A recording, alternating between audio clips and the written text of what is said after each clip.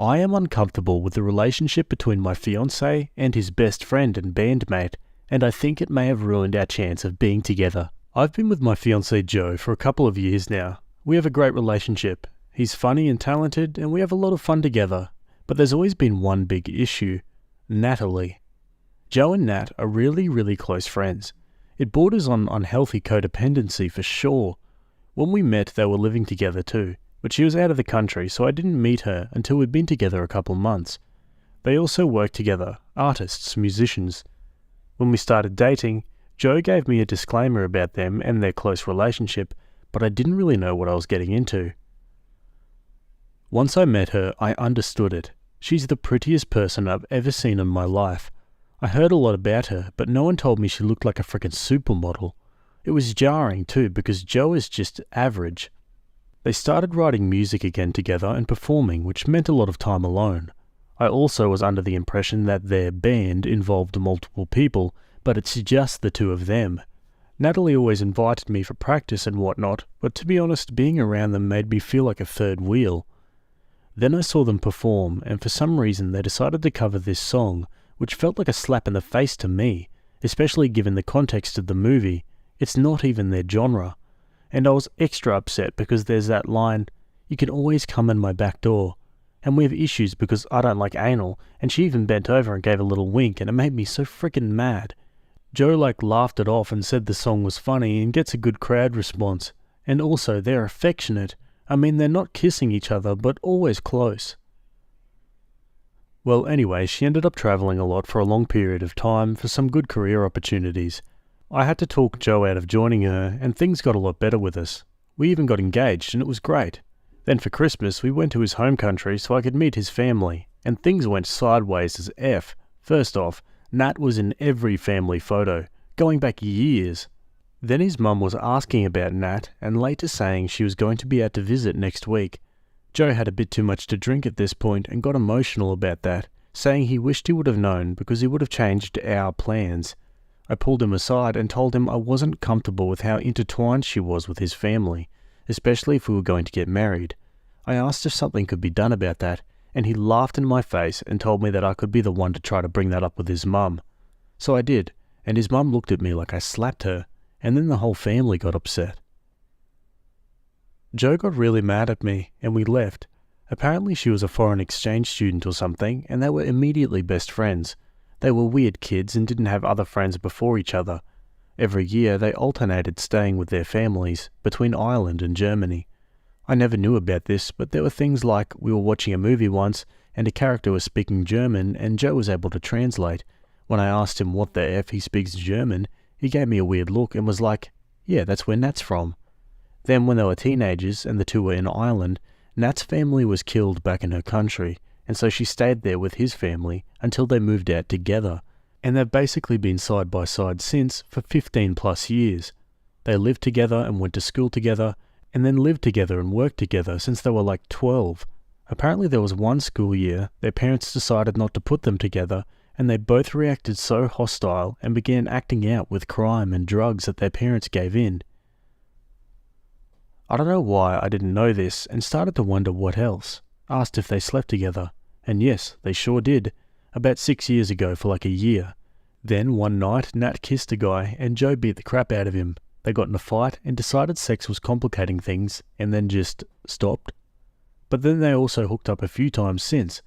I freaked out. After all the "she's like my sister" bullcrap, Joe insisted it didn't mean anything, but what the F? He kept saying it was purely physical and there were no feelings. But if there weren't feelings, how did things get complicated then? Well, regardless, we managed to talk it out, but didn't go back to his parents. He argued that they were barely even friends anymore, because he hasn't seen her in so long. And I did such a good job tearing them apart. I told him he asked me to marry him, and should act like it. We fought for like 3 days until he got sick of it. Last week he gets a call from her. I hear him get upset and argue, then he starts to leave. I ask him what the F, he just said Natalie's in trouble and he needs to go to her, and leaves. Just hopped on a plane and left, just like that. If I wouldn't have asked, he probably wouldn't have even said a word to me, so naturally I was ticked, and I started drinking and sent some angry messages, and I basically told him that if he was going to leave like that and run to her, He made it clear he was choosing her over me, and he shouldn't bother coming home. His response was just, okay, and that he would come back soon to get his stuff, which really ticked me off. Well, yesterday I talked to our mutual friend Chloe, who told me that Natalie was in a bad situation and called Joe from a hospital. I felt kinda bad then and wondered why Joe didn't tell me that detail, so I called him. It wasn't a good conversation. I told him I understood why he left, but since she's okay now, he should come home. He disagreed and frickin' flipped out on me, said that if I didn't keep them apart and put distance between them, she might have opened up to him about the crap she was dealing with, and he could have helped. He called me manipulative and jealous. I do feel bad, but I still think I didn't do anything that bad. Chloe told me she'd be surprised if Joe wants to work things out. I love him, but this situation is so weird. I just want some advice. Is our relationship salvageable? Is what I did that bad? Should we even bother, or should I just let him and Natalie do their weird, not a real couple bullcrap? Edit. I just found out she tried to be with him and he rejected her, and he didn't want to ruin their friendship. I'm so frickin' confused. Yeah, this is a strange codependency that would make anyone uncomfortable, I think. Let's see what the comments think. He's gone, babe. He's made his decision. No need to try and go back when he's made his choice about Nat and you, and he chose her. I know this sucks, but best to focus on yourself, your hobbies, and your friends and family. Find that support and you'll be okay, but it still doesn't make the pain go away. Maybe if you decide to drink, have someone sober around you. That way you don't make any bad, hasty decisions. You got this. I honestly don't even know why you would want this to work, OP. I'm exhausted and jealous, and it's not even my relationship.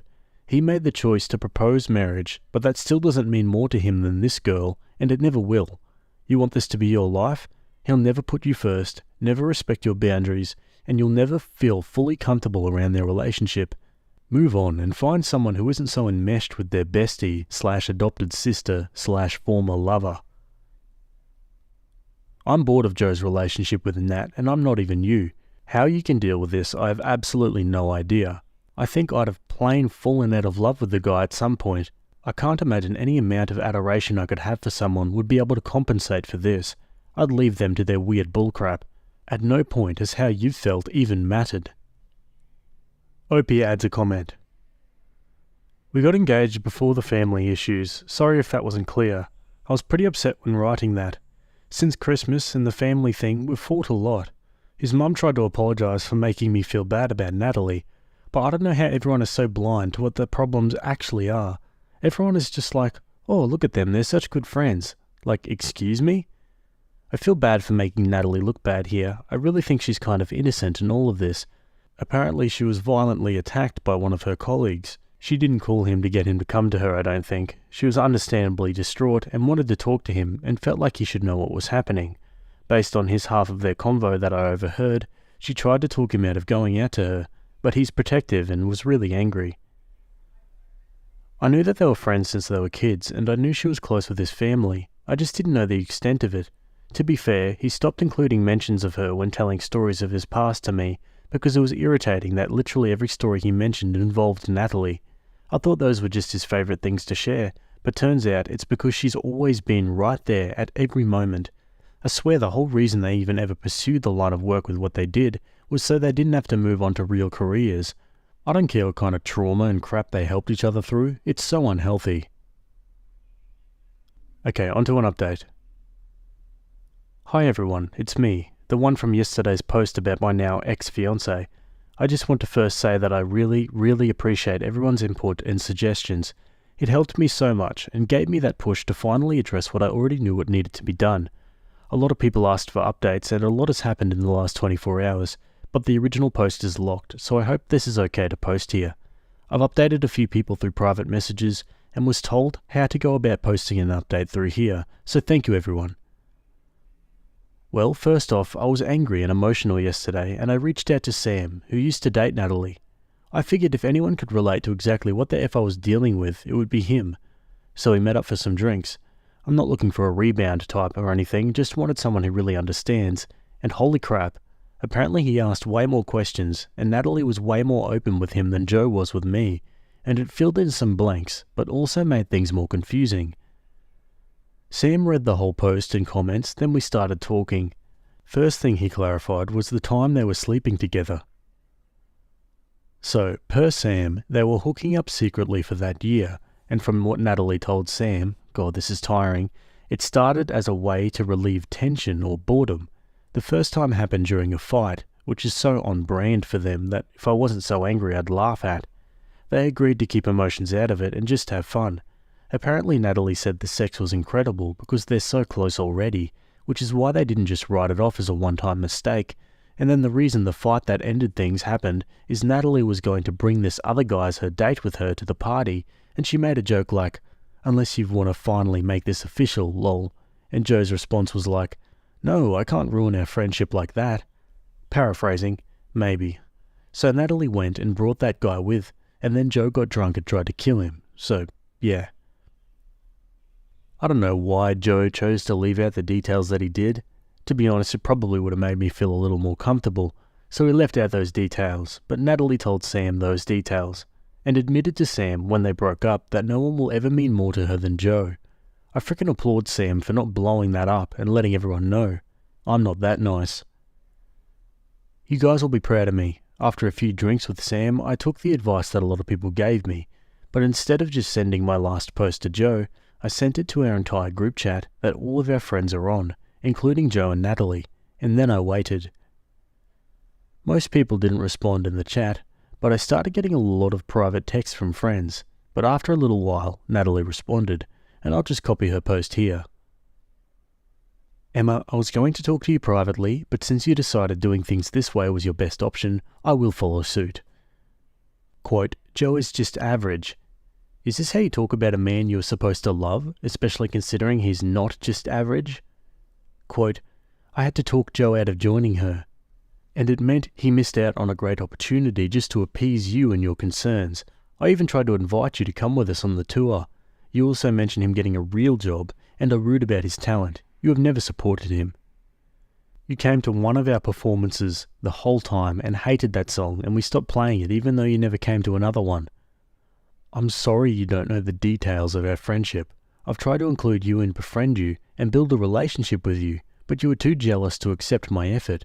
But maybe we could have talked about things and made you feel comfortable. You didn't even like to hear him talk about me. You also made the implication I did something drastic to get his attention, to make him come out here, and that is cruel, considering circumstances. I wish I would have been around more, so I would have realized sooner that he deserves so much better than you." I was honestly shocked to get that response, and I was wondering why the hell she didn't address the important stuff, like being in love or the fact that they've had sex. But anyway, chaos kind of broke out in the chat after that, and I didn't respond with anything, just sat back and watched it all blow up. Well, Joe called me a little while after that and assured me he was alone. He was crying and apologizing to me, but not like begging for me back at all. He basically confirmed what I thought and everyone else was saying. He was apologizing for hurting me, and straight up admitted he's totally in love with her and has been forever. They were even each other's first kiss. I told him I know she wanted a relationship with him. Sam told me, so what the F was he doing with me? He said he didn't realize the extent of her feelings for him, thought it was just because the sex was good. He didn't want to admit he was madly in love with her, and basically he was worried that if they tried a relationship and things ended badly because she realized she could do better, their friendship would be ruined. He said their friendship was important enough to him that he'd prefer being quietly in love with her forever to trying something and ruining it. And that's kind of where I came in, I guess. He says he was in major denial about his feelings for her, and he hoped it would be easier to have her as just a friend if he tried to put his energy into a different relationship. I cried and yelled a lot and called him a lot of names. I'm still shaking. He admitted it was a horrible thing to do to me, and says he never wanted to hurt me. Basically, he's insecure, and it caused this whole freaking crap storm. Obviously, things are completely done. From what it sounds like, with Joe saying he didn't realize the extent of her feelings, it sure sounds like he does now.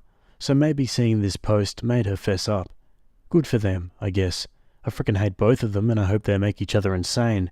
I've thrown out a lot of his crap, and instead of giving the ring back, I'm gonna go sell it and do something fun. Edit. A lot of people are calling them cheaters, but I would also like to clear up that I'm 99.9% sure neither of them cheated on anyone, aside from their constant emotional affair.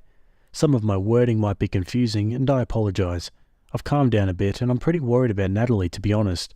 I feel like they're going to be together, and he's going to be all crazy and controlling, and things are going to get really messy. The emotions with these two are way too dramatic. She's so love-struck and blinded by his admission of feelings that she's going to defend him to the end. Poor girl. Wow, okay, Opie makes a separate post in the Surviving Infidelity subreddit. Hi there Reddit. I previously came to this site for advice when I discovered uncomfortable truths about my ex, and we broke up about a week ago. Basically, his gorgeous best friend / adopted sister / bandmate and him are madly in love. I ignored the signs and red flags that popped up constantly, until I couldn't anymore, and he finally admitted his feelings for her after keeping them repressed since they were teenagers. I'm not sure what I'm posting for now. I'm a little drunk and really sad and angry, and most of my friend group were friends with them first, and after the initial drama, most of those friends have already switched to thinking, it's about time they're finally together. My family isn't too supportive, not in a bad way, that's just the nature of my family. We get uncomfortable talking about emotional things, which is probably why I willfully ignored the issues with my fiancé, to be honest. I'm at a loss. He hasn't even picked up his stuff yet. I've been drinking and crying and obsessing over every detail of this whole fricked up situation. I feel like an idiot. Why did I stay for so long when he always put her before me? Why didn't I see what everyone else apparently did? He was just with me because he thought it would help him move past his feelings for her. I feel so used and unloved. I do have plans to get into therapy for multiple reasons. What do I do? I know it's only been a few days, but when does this start to not hurt so badly? I loved him so much, even when he flew out to her and abandoned me because she needed him. When I got upset and we fought, I still thought, how do I fix this? I'd be lying if I said I hadn't considered calling him, but it wouldn't do any good. Now that he has her, he'll never let her go. Not even that I want him back, I just don't know. I've never gone through this. There's an actual aching in my chest, and I know the drinking is bad, I don't know, I'm so frickin' hurt. One commenter says, this may not be easy to hear at this time, but you dodged a bullet here. Think of it this way. Anyone who was with him did not stand a chance up against her, and it was not that you were not good enough. His problem was that he wasn't honest with himself. How could he be honest with anyone else if he couldn't admit it to himself? So again, that was not your fault either. Imagine yourself married to this partner years down the road, and then you found out. I'm not sure how much time you invested in your relationship. I don't think you said, but honestly, until we meet the ones, yes, there are multiple people out there for us, everything and everyone else is practice. Grieve, clean yourself up, and concentrate making yourself happy. Nothing is more attractive than a self-reliant person, and you will get there. He was practice for you. It will hurt a bit for a while, but don't dwell on it, and when you do, we're here. Be well. It gets better if you let it.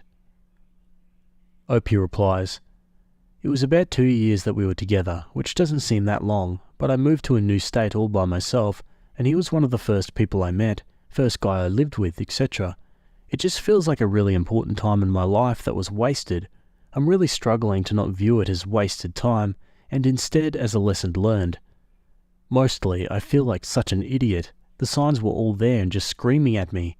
They made jokes about being like a married couple without the sex, and then I found out they had sex. Before we met, I should say, I don't think there was any physical cheating at all, just a hardcore emotional affair. Opie then creates a short, separate post. All that for nothing. My life is in shambles and they're going off to elope. I didn't even do anything frickin' wrong. I was devastated after my fiancé left and missed some work, and then I lost my job. My friends have abandoned me. I'm about to move back home. I moved out here for nothing. I moved out here so he could use me to realize how in love with her he is. I heard they're running away to elope. I hope they frickin' die. Oh man, that would crush you, wouldn't it? Okay, now for the new update, 10 months later. Hi everyone, I'm sure some of you remember my original post. I don't know if anyone cares, but with the new year, it had me thinking about 2023 and everything, and thought I'd post an update. To be honest, I kinda spiraled after everything that happened and did some stupid things, but I moved back home and started working on myself, and I'm doing a lot better. I realised I should avoid relationships for a while, probably, and that's been good for me to focus on myself. I realised a lot of things about my identity and sexuality and what I want in life. I realised I had to be kinda screwed up to put up with everything I went through. I'm planning on maybe going back to school this year to finish my degree. I asked some old mutual friends since they're not on any social media. Joe and Natalie are good, apparently. They got married and moved back to Ireland, and Natalie has a nice fancy job now at Joe's family's company, and he's been doing some crap like, I don't know, teaching horse riding or archery or something, and they bought a house. So he's still slacking and relying on her success, just like when he coasted off her skills in music, and for some reason she's okay with it. One of our friends made a joke about him being a trophy husband, which is laughable when she should be the trophy, but whatever. That's life, I guess. Sometimes crappy people get happy endings. And now for a twist, Natalie appears with her side in the comments. This is Natalie. My friend sent me a link to this post and I made an account just to feed the trolls and help boredom. I'm not going to share all the details on my life with the world here. She's done a good job already with that, but reading this all over again has me fired up. You have a very unreliable narrator on your hands, and I don't feel the need to justify every little comment that's been made, as people will likely be making assumptions about my bias as well. But, well, 1. Joe isn't slacking and coasting off my success, and never did. I'm not sure why she keeps saying that. He put in as much effort and talent into our music as I did, not to mention being my inspiration and constant support. We still do music for fun. It's not like he forced me into some nepo baby office job. I have explored my hobbies. I have found what I'm good at and what I like. I really enjoy my job at the company and it puts my skills to good use. Joe is not slacking. This is the same mentality she used to have, that unless someone is wearing a tie and going to meetings all day, it's not a real job. Says the barista. I don't care that she's a barista, just an ironic note. I love seeing him happy and working outdoors like he always wanted. I love being a boss bee. 2. Lots of confusion about my childhood. My parents died in an accident when I was 17, nearly 18. Yes, I have other family. I'm not as close to them. I chose to stay with my true support system after that, and they've always been there for me. 3. I made attempts through their relationship to be friends with her. I tried to reach out after everything, even after the group chat, the posts, etc., to see how she was doing and if she wanted to talk, and I'd answer anything. He agreed to, and she basically screamed threats at me, so I decided, never mind. 4. We're child-free. Lots of weird comments wishing regret and misery, and 3 kids on me and heaps of drama. I'm not a dramatic person, that's why I didn't run to defend myself previously, or stir things up by sharing all the things OP has said and done. All I wanted is what I have now, living near my family again with happy pets and a happy husband. Frankly, it's no one's business, but reading some comments here made me defensive about the man I love. And 5. Our wedding was perfect. It wasn't really eloping like she says. We went home and had a quiet wedding with about 20 people near a lake in Ireland. We spent some time together as kids. It was perfect and beautiful, and everything I wanted. Cheers. Okay, there you go folks, that's the end of that one. Goes to show there's always 2 sides to every story. And honestly, at the end of this one, Natalie definitely sounds like the one with her head screwed on a lot more. What do you guys think? Do you think OP was justified in what she said? Or do you think she's adding a little bit of mayo on top of what happened? Let me know. I suspect something between my girlfriend and my friend. We all live together. Am I imagining things? I'm really freaking out right now because if what I suspect is true, this living situation is about to get really complicated. Please tell me I'm just crazy. Sorry if this is long. Background. We are 2 couples living together. We all attend the same university. The apartment was originally leased by my girlfriend of about 2 years, Alexis, 22, and our mutual friend Brooke, 22 female.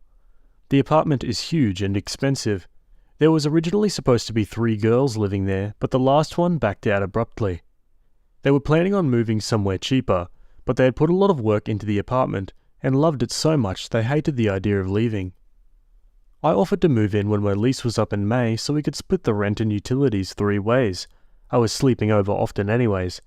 Both girls were absolutely ecstatic about the idea. Shortly before I moved in, Brooke started dating my best friend Derek. This was cool because now both couples got to hang out with their best friends and significant others all at once. It seemed perfect. Derek began sleeping over a lot, and when his parents sold their house and left in October, he temporarily moved in. We haven't really pushed for him to find a new place because splitting everything 4 ways is helping all of us so much. But again, only Alexis and Brooke are on the lease. The apartment owner surprisingly does not mind as long as rent gets paid, because we are always quiet. There are 3 incidents that made me think something was up. If it weren't for these combined incidents, I would never make an accusation like this, because Alexis is such a sweet and shy girl, and Derek has been a brother to me. They don't seem flirty, but as I mentioned before, all 4 of us are very close friends, so we spend a lot of time together. Incident 1. Monday, Wednesday, Friday, Brooke and I have early classes, so we're gone by 8 AM. Derek and Alexis start in the afternoon, so it's not unusual for them to leave together, though they usually take separate cars. One of these days, I decided to wait for Alexis outside of her class so I could surprise her with lunch. I watched everyone shuffle out of the class, but Alexis wasn't with them. I texted her asking where she was, and she replied, "Just got out of class, gonna go home to study." I called her to see if I'd just barely missed her or something, and there was no response, which I considered weird because she had just texted me a second ago. She didn't answer until much later, which is also unusual for her. She's one of those girls that's often on her phone. I ran into Brooke later in the day and she mentioned in passing that Derek had stayed home sick. She was going to bring him soup, blah blah. At the time, I didn't think much of it. When I got home late that night, I noticed Alexis's car was in the exact same spot. She usually parks in guest parking because our unit only has 3 spaces. As a result, her car moves a lot. I asked her if she'd gone to class, and she got quiet before sheepishly admitting to skipping because she felt the professor sucked at explaining things, but she knows I hate when she skips classes, something that's gotten her grades in trouble before, but she recently started doing better. I kissed her and said I trusted her judgment. While I was doing the dishes, she explained how she probably won't skip again because being bored alone in the house was the worst. I laughed and we went about our business. At night we went to bed, and as I laid there drifting off, it hit me. She shouldn't have been alone, because Derek was home sick, right? She was still up on her phone, so I popped awake and asked her where Derek was today, since Brooke had said he was home sick. She seemed startled by the question, but that may have been from me being half asleep to suddenly wide awake with a random question. She said he was here a bit in the morning, but went to do errands or something. She wasn't sure. After the other incidents, I realized that the scattered way she answered this question seemed off, but that may just be my imagination. Incident 2. I went to throw some stuff out in the kitchen garbage when I noticed a condom wrapper that was the exact same brand Alexis and I use. It wasn't super visible, sort of tucked behind a cereal box, but the distinctive colour caught my eye. Brooke and Derek always use a different brand, free from the University Health Centre, while ours are expensive Trojans. It was weird because we usually keep the wrappers in our respective rooms' garbage cans so they never appear in the kitchen. Furthermore, because of exams and general stress, Alexis and I hadn't slept together in a few days. I didn't really dig around for a used condom or anything. I just went back to the room to check if any of ours were missing. I really couldn't tell because we buy in bulk. My first thought was that Brooke and Derek had ran out and broken into our stash, and I was upset that they hadn't even asked. Later that night, I mentioned the condom wrapper to Alexis, and her eyes got wide. When I mentioned my theory, she got unusually distressed. She's always very calm, and went on a rant about them violating our privacy. I suggested we talk to them about it, and she immediately shut the idea down and made me swear not to bring it up unless they did it again. She didn't want to have this awkward conversation, which was weird to me because we're all generally pretty open about sex given that we live together. Though it is possible that Alexis was being genuine because she's from a conservative small town and she doesn't talk about these things as much as we do. Incident 3. Me and Derek are cool with the dudes in the apartment next to us who are graduates from our university. We don't hang out or anything, but we have the kind of relationship where we make small talk about sports or whatever in the hall, and are comfortable asking the other to keep it down without it being awkward. Last Monday, during our break, I was locking up when no one else was at the apartment, when I ran into one of the guys from next door. We talked football for a bit, and then he mentioned that one of the couples in the apartment is really a fan of morning sex and that the walls were way too thin. I laughed because Alexis and I usually had sex weekend mornings when we had the house to ourselves. Brooke and Derek usually spend weekends at her parents' house, about an hour and a half away. The more I thought about it later in the day, the more I realised we hadn't been having morning sex in about a month. On the weekends it had been more towards the evening, or not at all. Did he mean on weekdays? My heart sort of dropped. I kind of want to ask him to elaborate, but the conversation ended, and I feel like I missed my chance. Plus, it's a weird thing to ask, and I feel like I must be being paranoid. So there you have it. Am I crazy? Am I looking for signs that aren't there, or is something up? And if so, how do I proceed? I don't want to ask her just yet because, 1, I don't want to come off as crazy and jealous if nothing's up.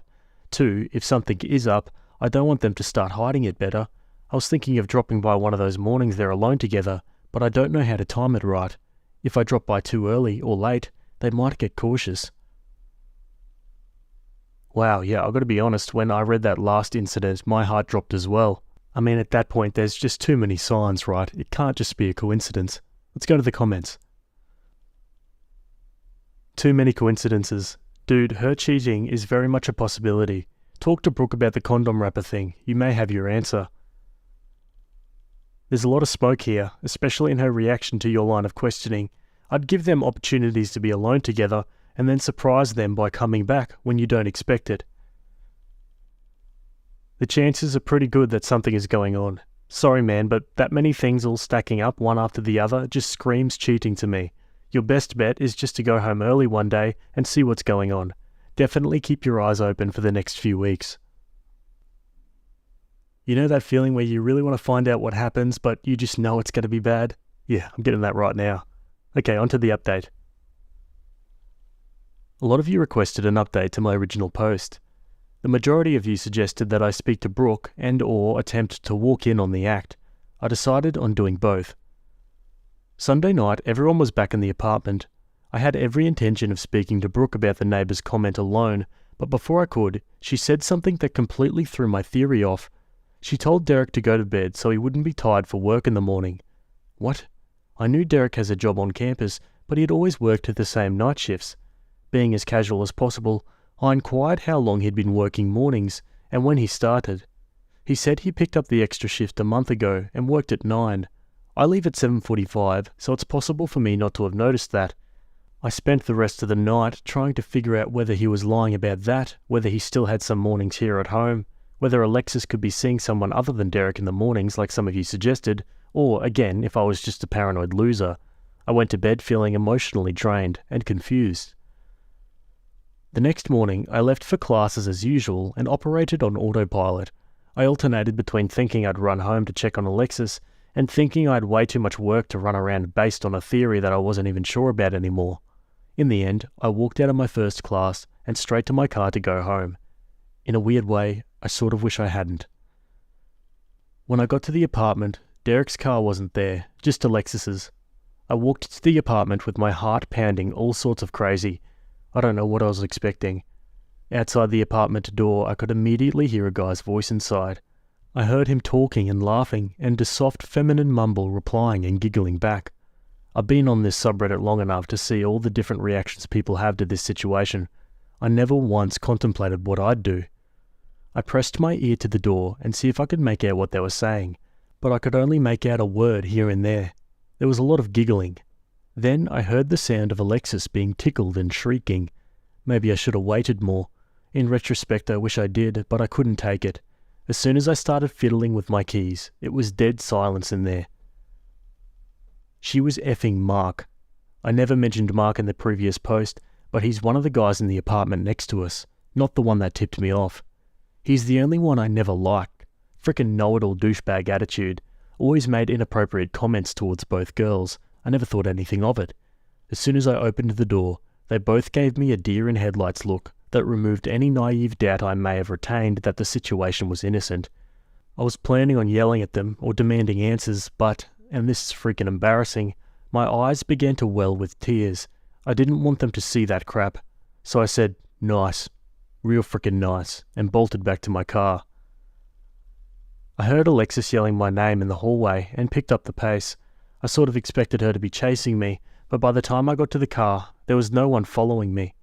I drove to a park that's near the apartment and sat there in disbelief. My first thought, weirdly enough, was, how is my family going to take this? What the hell am I going to tell them? My family frickin' loved Alexis. They joked about our wedding and regularly called her part of the family. Then I started thinking about living arrangements. Our finals end in about 2 weeks. There's no way I can handle moving now. I'm applying to an extremely competitive graduate program, and I can't let anything get in the way of that. Definitely not this cheating bee. I'm writing this from a friend's house. I explained the situation. He explained it to his parents, and they welcomed me to stay in their home. I'm gonna have to go back home to get some clothes sometime. I'm planning on going during this lab period. I know Alexis can't skip tomorrow. It took her an hour or so to start blowing up my phone, but once she did it, it didn't stop. She started off asking me to come home so she could explain. Before I even had the chance to respond, she sent me another one begging me to come back because she was having an anxiety attack, something I always help her through. Maybe I'm heartless, but all I could think was, good, you earned it. There was a pause, and then she sent, "I don't know why you get so jealous, we were just hanging out." I waited. She said, "Look, I know it looks super sketchy. Believe me, if I were you, I'd think the same thing. But we didn't do anything. He needed advice on his girl problems. You have to believe me." No, I don't. Normally I would have just gotten a weird sense of satisfaction watching a cheater scramble to cover their ass, but my stupid brain just kept replaying all these great times we had together and wondering if she was cheating then too. I want to know when this started, but at the same time, I'm worried it's been going on for longer than the month I've suspected something. I received a text later that night from a number I didn't recognize. It was the nice dude from next door. He said, paraphrasing because it was a long text, that he got my number from Derek. He was extremely sorry for what I was going through and that he would have told me sooner, but he wasn't completely sure. He said he knew his friend was seeing a girl with a boyfriend but didn't put it together until he learned the girl's name. As many of you suspected, the comment was him trying to tip me off. So yeah, I guess he's bro of the year. I don't think Derek and Brooke know yet. I haven't texted them. I haven't found the words. I know it's going to turn our living arrangement and friendships upside down. I guess I should message them before Alexis paints a different picture. I wonder what the cool neighbor said when he asked for my number. I don't think he told them. They would have said something, right? Unless they took her side. Then I've lost my girlfriend and friends. Any advice on coping with something like this, especially from those who've been there before, please let me know. I don't have many friends to reach out to besides the guy I'm staying with. Alexis, Brooke and Derek were basically my family. Alexis and I had talked about spending our lives together. I've never been serious about a girl the way I was with her. Edit. I am seriously moved by the amount of support you guys are giving me here. Please keep them coming. I may not reply to all the comments, but I've read each one on both posts. I'm going to tell Derek and Brooke soon. I'll try to do a follow-up when I have some sort of plan. Yeah, well, that's the thing about breakups too. It's not just the heartbreak you have to worry about, it's all the logistics around it as well. I'm sure most of us can relate. Alrighty, let's not waste time. Let's go to the next update. You wonderful mother effers. Between the comments to both posts and my inbox, I have an immense collection of personalised pep talks, which I'm referring to whenever I feel down. Admittedly, a lot these days. I got advice and stories from all sorts of people. Married, single, old, young. Wow, I never thought the internet would bring me this level of support. I just want you guys to know that just by typing up some comments, you've made a very real difference in someone's life. Gotta say, it feels a little strange receiving 6 Reddit golds and making it to the best of just for sharing the worst day of my life, haha. I got a lot of messages urging me to join Red Pill. This experience has soured my view of Alexis, not women in general. I got some messages saying I write too well, and this is obviously made up. I have 2 words for you. I wish.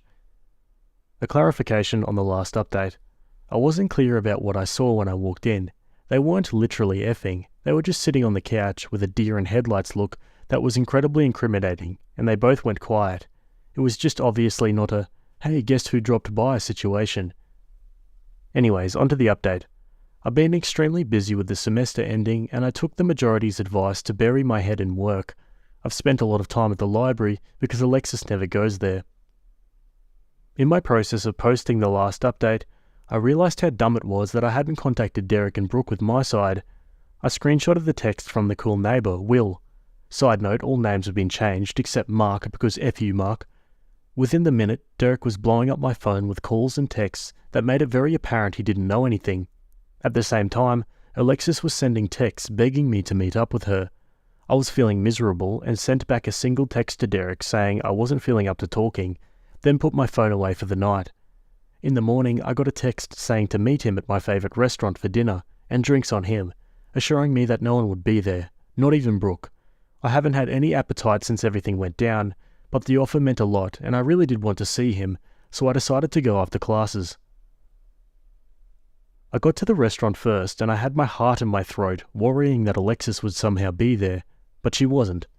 Derek came up to me and gave me a big hug and opened with, "Dude, what the F?" So here's where crap gets a bit crazy and dramatic. A lot of you suggested that Brooke might side with Alexis, or had been covering up for her the whole time.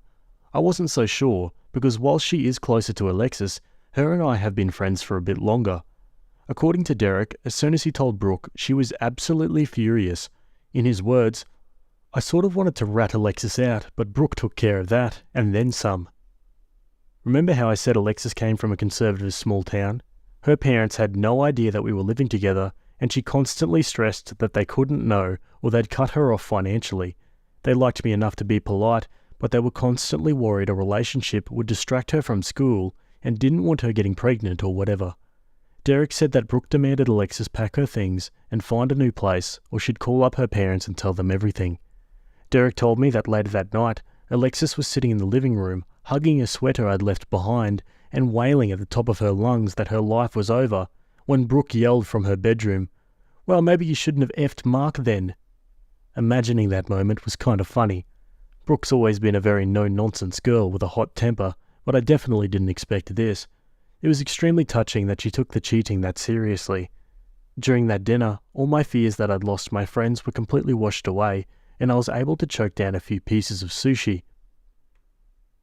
When we left dinner, Derek promised to let me know when Alexis was gone so I could move back in. I declined his offer because, 1. Even if she does move out, everything in that apartment reminds me of her, including Derek and Brooke. 2.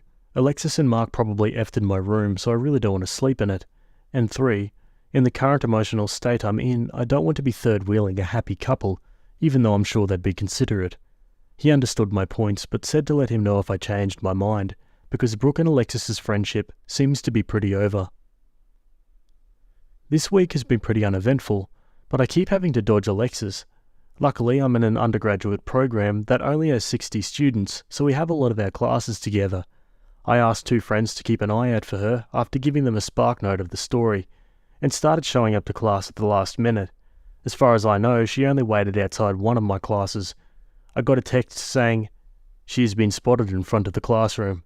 Waterworks in progress. Proceed with caution." I ended up skipping the class because I didn't know if she was going to leave, and I really didn't want to risk it. Later that night, she sent me a really long Facebook message explaining everything from the beginning, and it sort of made me sick to read. I contemplated not reading it, but once I opened it, I just had to.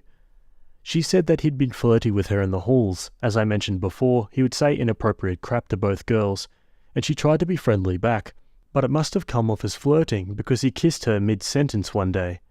She said she felt guilty that she led him on, and that guilt prevented her from shooting him down in future advances because she felt like it was her fault it happened, and she had trouble saying no, ? She said they'd only slept together 3 times, and she hated it. He'd pushed her into it. Not assault, but I don't know, I never said yes either. And she was going to end it during the conversation I walked in on.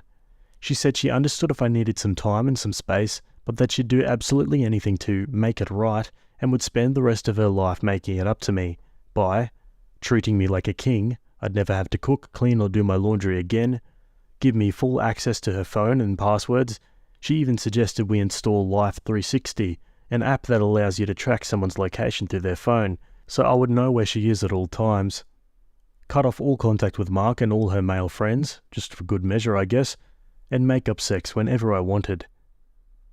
Yeah, that sounds like a healthy relationship, right? I didn't answer. I kinda wanted to keep her on Facebook and watch the crap show unfold. She was posting dramatic statuses and song lyrics about mistakes, forgiveness, and some from our song. But I know how I am. I don't want to compulsively check her page or go through old photos, so I blocked her. Derek sent me a text a few hours later saying, "She's crying and screaming about you blocking her, lol." In happier news, the family I'm staying with is fantastic. I felt a little guilty about taking up their space, electricity, etc., so I offered to put down rent and pay for some of the bills. I am unemployed, but my family gives me a decent allowance for rent and food. But they declined. The dad said, "First month's free. If you need more time here, then we'll talk about it," and winked. My friend was telling me that they've hosted his and his sister's troubled friends, so it wasn't a big deal. Still, I'm unbelievably grateful. As for Will, awesome neighbour, I called him to thank him for everything. I wasn't up to inviting him for dinner just yet, but I will. He apologised profusely. He says he can't stand Mark, not just for what he did with Alexis, but various other things that I won't go into. He told me that Mark has been unusually quiet for the past few days, and told another one of the guys that he'd gotten dumped. Whatever, I don't want to think about it. So, that's really all I have for you guys. I'm still going to be friends with Derek and Brooke, but I'm going to limit my contact with them because they remind me of Alexis so much. I sent Brooke a message thanking her for kicking Alexis out, and she said she'd do it regardless of whether or not I move back in. She's going to give me a heads up on when Alexis is gone, so I can get the rest of my things. In the meantime, I'm spending a lot of time studying, applying to grad schools, and hanging out with the guy I'm living with. Earlier this week, I posted on my university's Facebook group, searching for roommates for next semester, and already have a few replies. I'm going to wait until after the finals to tell my parents about the situation, because my mum asks a million questions about everything, and I'm not in the mood to answer them. Again, thank you for all the messages. I did not expect this level of attention, and while it may be a bit paranoid someone will recognise the story from the details, F it, I need the support. I frickin' love you guys. Now onto the final update. Well, I really wasn't planning on updating, but a lot of you guys have prodded for one, and I do owe you guys after all the wonderful support I received. Once finals ended, I did well given the circumstances. Everything hit me like a ton of bricks. I mean, almost worse than the initial insult. I removed all the social media pictures with her, threw out stuff that reminded me of her, took our songs off my playlists, yada yada. We've been inseparable since we met, so this was over 2 years of accumulated memories. Long story short, it was very hard, but I had an urge to get it all done before the new year. That whole cliche new year, new me thing, I guess. I don't know. Anyways, one particular Redditor sent me a message about how Alexis might be driven to suicide now that she's lost everything. Her closest friends, her boyfriend, and her apartment. I know that seems like an overdramatic prediction, but I couldn't get it out of my mind after reading this. What Alexis did was absolutely freaking terrible, but I felt like a final conversation might give me better closure, and maybe help her understand that it's completely over and get her to move on. So I planned to meet with her before everyone went home for a break. A lot of you were big on the icing her out, so I'm genuinely sorry to disappoint, but I had to do this for me. I sent Alexis, "If you want to talk, we can meet up somewhere, but there's no way we can be together after what happened, so please don't ask, okay?" She responded almost immediately, asking when and where. We arranged to meet at an off-campus coffee place. When I got there, she was already at the table and got up to hug me. I waved her away, and she just jerked back like a puppy that had been kicked. I felt crappy immediately, but I wanted to get it over with. We made some stupid small talk. She asked how I'd been, how were finals, etc., but I sort of interrupted it. I asked her if she'd been unhappy with our relationship. Her eyes got real wide, and she said, No, a bunch of times and got quiet. So I asked her why if she wasn't unhappy. Basically, she retold the story about having trouble saying no and him being so pushy. I stopped her and asked her to cut the BS and just take responsibility. That maybe it excused her actions up until he kissed her mid-sentence, but sex 3 times? Yeah, no. She looked down, shrugged and muttered, "You're right, I know." At this point she started tearing up and said she was sorry, that I'd never understand how sorry she was. Then she asked if there was any chance we could be together again, which I was kind of expecting even though I told her not to. I just shook my head. I told her she could still live with Derek and Brooke if she wanted to, but she declined and told me she already had plans to move in with another girlfriend of hers. From here on out, the conversation went in circles, with her trying to explain away her actions, with her difficulty turning down guys due to her fear of being seen as a frigid bee, and me trying to get her to admit that excuse was garbage. I don't know why, I just really needed her to stop using that crutch and admit she had ruined a perfectly good relationship with a very real future all on her own. But she just wouldn't. She was always stubborn. Finally, I let it go and we parted ways somewhat amicably. As I was leaving, she grabbed my hand and parted her lips to say something, but ended up shaking her head and letting go. The conversation made me feel worse than I had before at first, but ultimately it really made me see that she was never the kind of person I wanted to be with, even without the cheating. She never took responsibility for anything. Failed classes were because the professor was incompetent. Not finding a job or internship was bad luck and not her lack of effort, etc. I just never really thought about it too hard. I think I was still in the honeymoon stage or something. Something equals I'm an idiot sometimes. So at this point, I leave the coffee place and ask Derek to hang out. I ended up going to the apartment, and although Brooke was there, she mostly stayed in her room. We drank some beers and played some video games. It really cheered me up. We also talked a bit about everything that happened. He admitted that they hadn't been able to find a third roommate, aside from complete strangers that'd rather not move in, and asked me again to stay with them. I could tell he really wanted me to, and I felt guilty about them being stuck with the lease, so I accepted. I told them I needed to wait until Alexis took all her things though. The furniture is hers, from before I even moved in, and I still don't want to sleep in that bed. Also, Brooke apologized for getting so involved in the situation and yelling at Alexis. Apparently her stepdad had cheated on her mum, and it's a sore subject for her. I told her I genuinely didn't mind, and she was welcome to do it again if the mood struck her. I also bought Will some food and drinks at a great place near campus.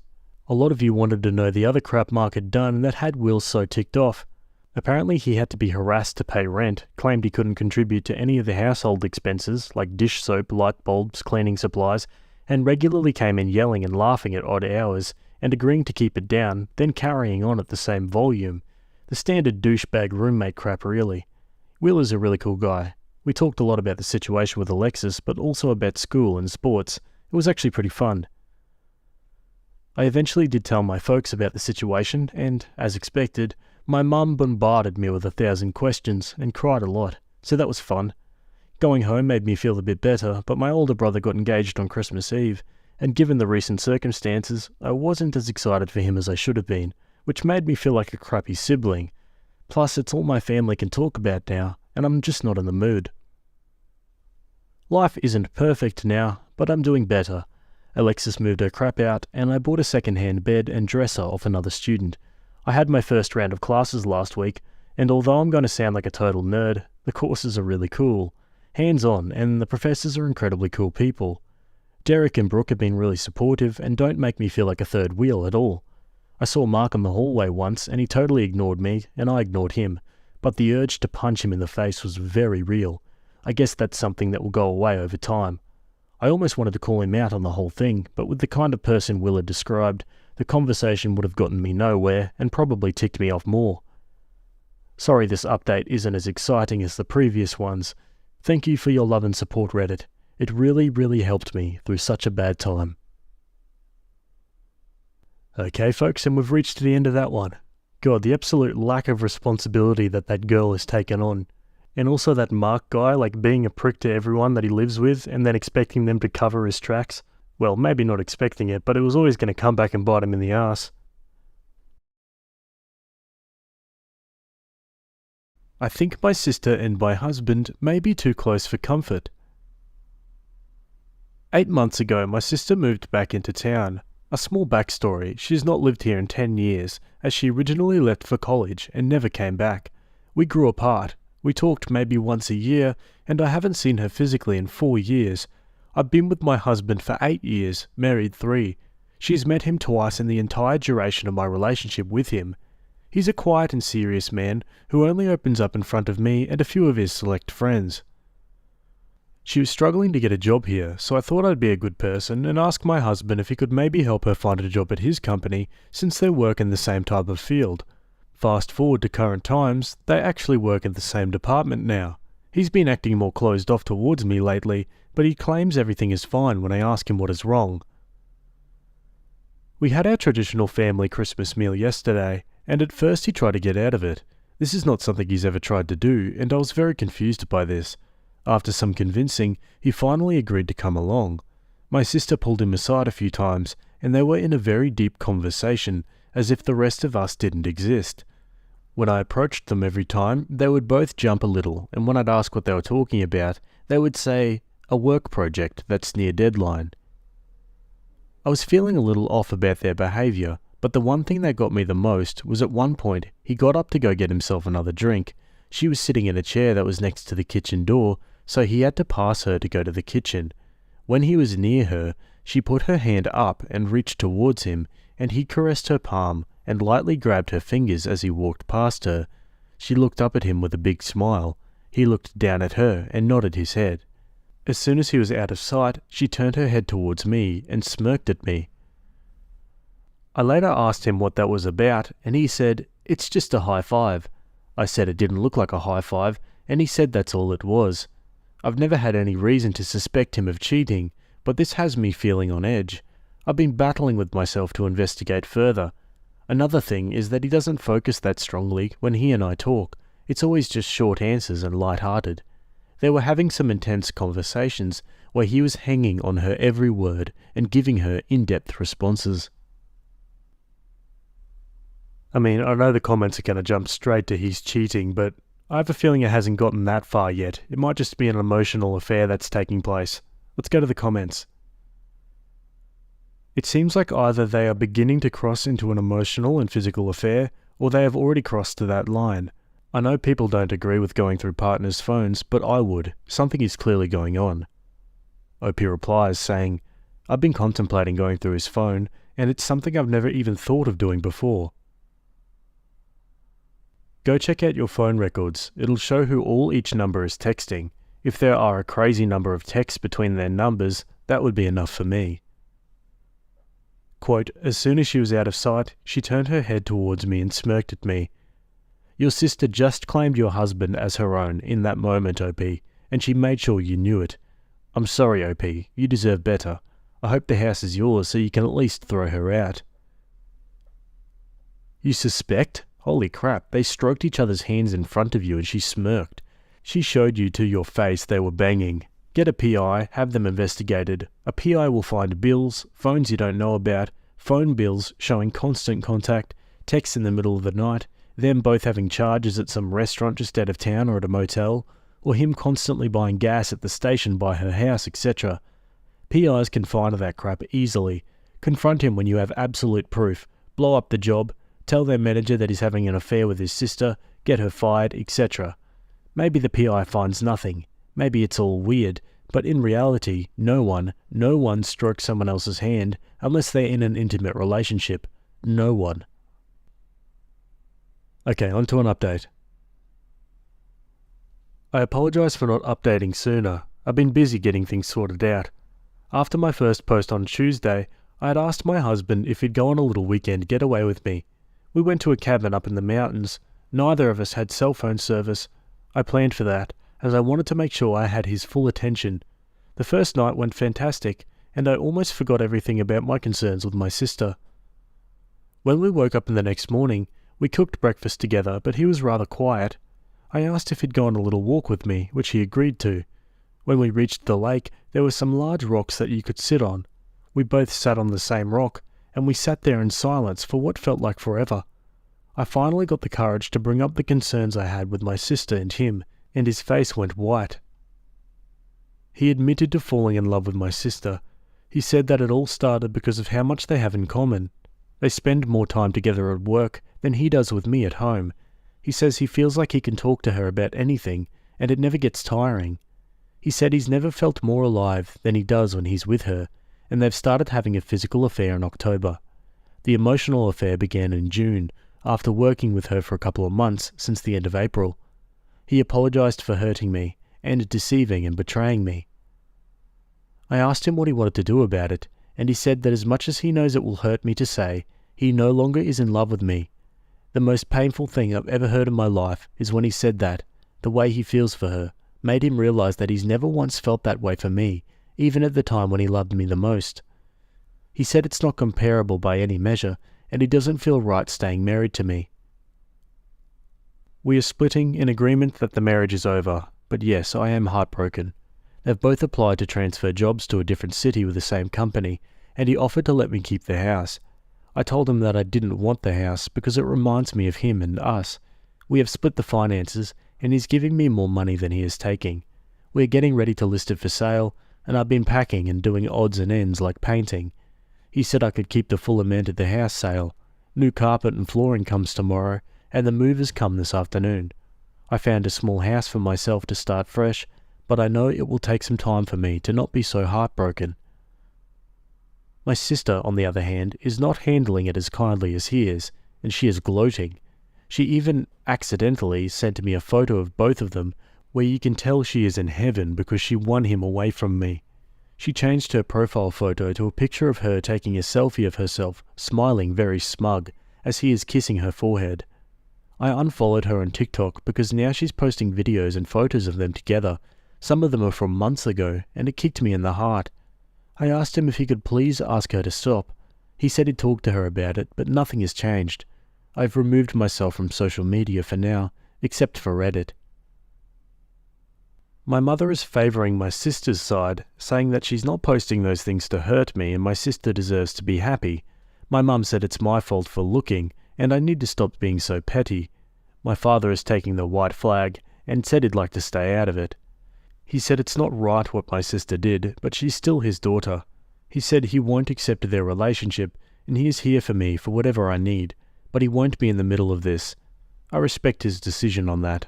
I'm sure it's not an easy place to be in. Thank you for all the kind words, and all the advice that was given. I probably didn't add everything, but my brain is kind of foggy at the moment. Edit. For those thinking that this is unrealistic because it was magically resolved in 18 days, it is far from resolved. They are moving to a different office because he said he feels guilty and doesn't want to be near me. They have not transferred yet because they can't for a while due to lack of openings. I worded it wrong, which is my fault. I wanted to update as much as possible as to try to put closure to this for those asking for an update. Also, I'm no contact with all of them except my soon-to-be ex at the moment, and will be for a long time, if not forever. I will be no contact with him after the divorce. Okay, and that's all she wrote for that one. Yeah, I think that update really just confirmed everyone's suspicions. Although, to be honest, I didn't expect them to be in the affair for that long. I mean, surely Opie would have seen something a little bit sooner, right? Who knows? Everyone's situation's different, I suppose. What do you guys think about this one? Let me know down below. Anyway, let's move on to the next one. Okay, well, am I the a-hole? This one was written by user Azul and it's titled, Am I the a-hole for telling my girlfriend that she went too far and messing with her sister? My girlfriend is low contact with her parents and older sister. She has a difficult relationship with them. She felt bullied by her sister, Cora, 31, growing up. Her mother was frequently ill and depressed, and her father travelled for work for months at a time. They were kinda poor, so Cora did multiple jobs since her teens and was controlling and domineering with her siblings about chores and schoolwork. My girlfriend has a lot of resentment about her unpleasant childhood and has pushed back by sabotaging things for Cora in silly and petty ways. Cora got married to her boyfriend of 3 years about 6 months ago. My girlfriend flew over to attend, but did act bratty to mess with Cora. It was mostly minor stuff like not confirming travel plans till last minute, so Cora was forced to pay more for plane tickets, changing her mind about her dress frequently, so Cora had to buy and return outfits multiple times. There were a few other things too, like messing with some organised plans and refusing to do things she committed to.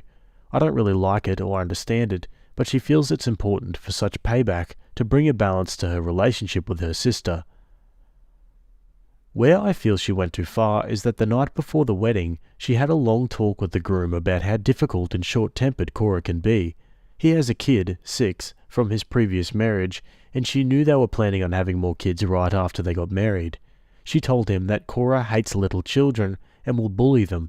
The newlyweds ended up having a lot of fights over their honeymoon because the groom wanted to postpone having kids and change how much involvement Cora would have with her stepkid.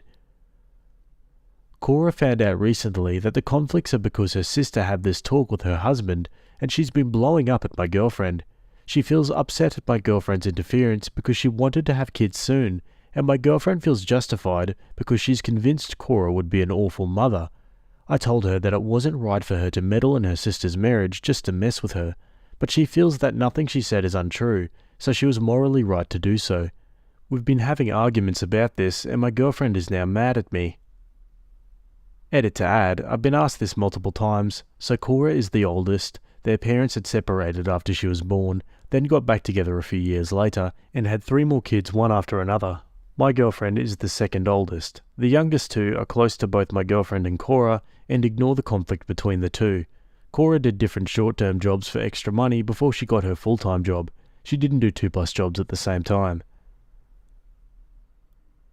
Yeah, I don't really know the whole history of the childhood trauma that, the girlfriend might have gone through, but I don't think it justifies this sort of behaviour. Let's see what the comments think. Not the a-hole. Based on this and your girlfriend being mad, you better run. In your post, you say the girlfriend is mad because growing up, their mother was ill and depressed and the father was not around due to work, leaving them in a poor condition, requiring Cora, as a teen, to have to work multiple jobs, helping with the home, and got on your girlfriend about chores and schoolwork. So by being forced to parent her siblings as a teen, and being tough about homework and chores, girlfriend feels justified in sabotaging her sister. It sounds more ungrateful than anything. Your girlfriend needs serious anger management and general therapy. None of this is healthy or acceptable. She says she spoke the truth to her new brother-in-law, but when you go in with an agenda, there is a lot left out. Your girlfriend will not change unless she gets therapy, and she does not seem to think she has a problem, so it's likely she won't seek the help, and you need to think about yourself with this woman. Good luck. Not the a-hole. Dude, you need to run. These kinds of games at that age are such a red flag. What happens when she feels morally justified to get back at you? She feels slighted by your own mother or other close family. Any future children you might want? This is cruelty and pettiness on a narcissistic level, and she needs help. Professional help. I was raised by a pretty abusive family as well. That's no excuse. It doesn't make her even. It's just being toxic because that's all she knows, and using justice as her excuse. Not the a-hole. I'd be afraid of what your girlfriend is planning for you. She deliberately tried to wreck her sister's life at her wedding, no less. That type of behaviour is not something I would tie myself to. Okay, let's go to an update. My girlfriend, Sia, and I had a lot of arguments about her behaviour. She got angry and broke up with me. I'm still stuck with her for a bit because we share an apartment with 2 other roommates and my lease ends in a few weeks. Sia and her siblings have been arguing a lot about this, and here's what I gathered from what I've been told, and from overhearing the daily drama. Sia has been doing this since they were little kids. Whenever she feels Cora as being too bossy and demanding, she'll sabotage her by messing up things. Cora has no idea. She thinks Sia is clumsy or forgetful, and just works harder to fix things. She doesn't realize that Sia does it on purpose. Their younger siblings know, but ignore it. Sia has talked about Cora behind her back a few times in the past, that she has anger problems and is mean. According to Sia, everyone knows she's short-tempered and yells a lot, but people like her because she helps them and is a fixer. I heard Cora tell her that she knows Sia talks about her like this and has accepted that, but still didn't think that she'd do it at her wedding. What Cora is really shocked about though is that Sia called her a bad mother and that she hates kids. Cora sees herself as a good mother figure and did not see this coming from her sister. All the siblings rely on Cora as the parental figure instead of their actual parents. So Cora has helped her siblings with school, college, and just about every facet of learning to adult things. Her siblings still call her first for help with anything. Even Sia does that. A couple months ago she totaled her car and panicked and called Cora first. Cora walked her through everything and helped her deal with insurance. Sia is still adamant that she did the right thing. When she talked to her brother-in-law, he was surprised to hear that Cora was short-tempered or that she yells. He hadn't seen that side of her. Sia thinks her telling him that means now he won't be shocked when he sees the real her, and they'll be in a stronger marriage. Cora and her husband have since fixed their issues and are doing well together again. Sia feels like her actions have actually helped Cora, and so she has nothing to complain about. I think it's more likely that brother-in-law witnessed these sibling arguments and realized how things are. Cora hosts Thanksgiving for the entire family and also organises a family vacation every year. In her arguments, she angrily told Sia not to come to these events this year. She doesn't want her there. Sia complained to their mum, and Mum berated Cora for trying to break the family. Cora blew up and is not going to do Thanksgiving at all. That offended a lot of people, and everyone is giving her a hard time for overreacting. Sia is sure she'll get over it and host again. I'll be moving out soon and probably won't have any more insights into this family drama. Okay folks, and that's the end of that.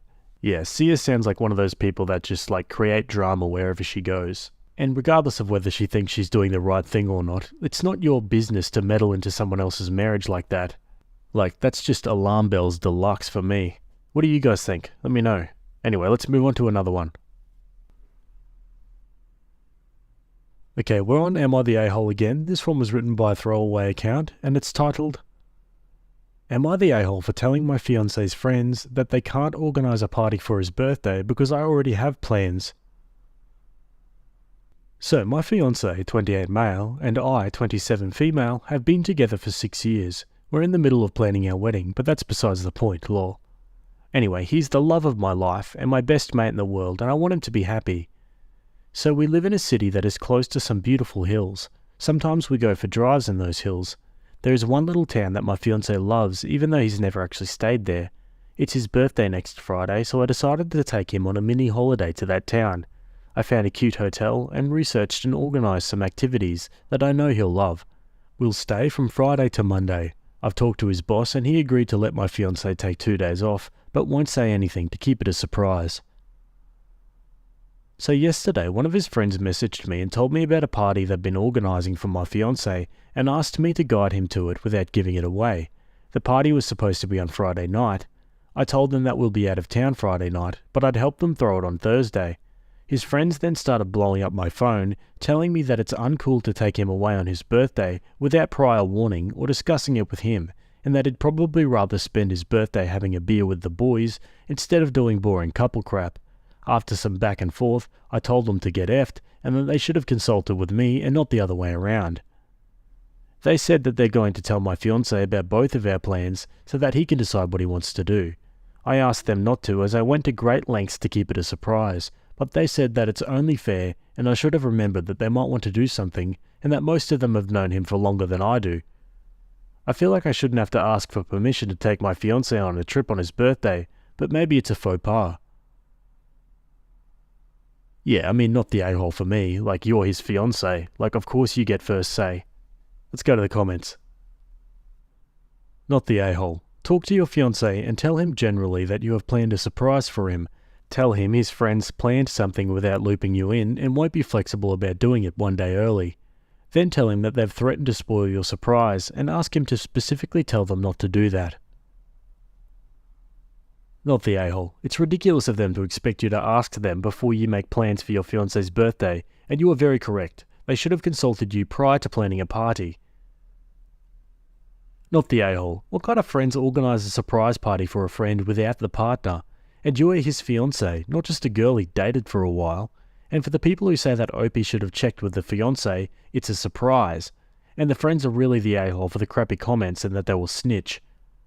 Also, if they really ruin the surprise and let Opie's fiancé decide, what crappy decision should he make? Stay with the boys and his fiancé will be disappointed, or he chooses OP, the woman he wants to marry by the way, and his boys will throw a tantrum. This would really ruin his birthday because there's no such thing like a good solution. Happy birthday, you can decide which people you'll disappoint. Okay, onto an update. Some of you asked for an update, so I shall deliver. First things first, the surprise wasn't ruined. We got to go, and my fiancé loved it. I followed your advice and told him that I had something planned that clashed with the plans his mates made, and that they're now threatening to ruin the surprise. I offered to tell him what I'd planned, but he shut that down pretty quickly. He then called one of the boys and asked them WTF was wrong with them to pull this stunt, and that they should know by now that our birthday surprises are a very important part of our relationship and something we look forward to the whole year. After a rather lengthy talk with his mate, it turned out that the boys wanted one last birthday piss-up before he got married, as they all felt like he was drifting away from them, and that his priorities shifted. Fiancé then told him that it's normal for priorities to shift when you are in a long-term relationship. He made it known that he was very disappointed with the boys' behaviour towards me and that they needed to apologise. Apart from that, we had a wonderful weekend. He loved it and even ordered a blanket with his favourite photos of the trip on it. My fiancé didn't go to the boys' night though last week, as no one had apologised to me. I guess that showed them that he was serious, and most of them called or messaged me afterwards with an apology, except for one bloke. Everyone apart from him will be coming to ours for a barbecue next week, and we're both hoping to be able to move past to this rather unpleasant experience. That's all, guys. Take care. Yeah, well managed there, I think. What would you guys do? Let me know. I think my future mother-in-law may be trying to sabotage my relationship with my fiancé. Hello. Long-time lurker, first-time advice seeker. Let's get down to business. I've been with my fiancé, Adam, for 5 years, and we've been engaged for 7 months. We have a beautiful home together, and we both work really hard at our relationship. The issue isn't with Adam. He does his very best to try to mitigate the situation with his mum, but it's wearing on him, and I worry that one day he'll have to choose. I don't want him to have to do that. That would hurt him too much to choose between me and his family. There are a lot of situations, but I thought I would highlight the worst and most recent. 1. About 3 years ago, 1 month after we purchased our house, his mum really needed windows in her house. Mould was growing a lot, and some no longer had seals. Now his mum actually has a sizable savings account, enough that she can spend her money frivolously on luxury goods like Birkin bags and getting her hair done 2 times a week, her nails, buying a Mercedes every 2 years, and so on. However, she never budgets for anything, so she asked him for $25,000 to replace the windows. He said he'd cover them. When he told me, I almost had a heart attack. He said it was a loan and that she'd pay him back. I still have law school debt to cover, and we have a larger than we should have mortgage. She made a comment to him about how I would let her freeze, to death, all winter, and he had to help her. We took extra out on the mortgage to cover the windows, top of the line everything. We still have yet to see a dime. I suppose it went into a new GL class. To quote the bard, neither a borrower nor a lender be. 2. Adam and I had a vacation planned a year after the Windows dilemma happened. We decided that we'd go to Europe for 2 weeks, as he's never been, and I lived there from the time I was 3 until I came to America for school. We set our hearts on Spain and rented a lovely apartment in Barcelona for the 2 weeks. It was perfect for 2. We planned all of our tours and outings around our interests. Adam loves architecture, so we had a few tours solely planned for that. His mother decided that she had to come, and she'd never been to Europe either. So she invited herself on our trip. Like I did previously, I tried to appeal to his rational side, but I couldn't get through his emotional side, so I just accepted that she'd be coming along. Well, coach wasn't good enough for her, and she had to have tickets upgraded to business. But she didn't want to travel alone, so she pitched in for a seat for Adam to travel with her. I had to remain in coach alone. Then she didn't want to stay at the apartment because it wasn't a vacation to her. No, she had to stay at the W in Barcelona, where she begged Adam to stay with her, but there wasn't any room for me. He tried to reason with her, but she cried and said how sad she was without her husband with her, as he passed away before they could ever get to Europe together. He passed away 10 years ago. So I stayed at the apartment alone while they stayed at the hotel. We were supposed to meet up for breakfast, but she would never get ready on time, so they wouldn't be down until 11 a.m, and we missed most of our outings. I definitely felt like a third wheel and questioned why I even bothered to go on the vacation when I could have stayed home and not felt so alone.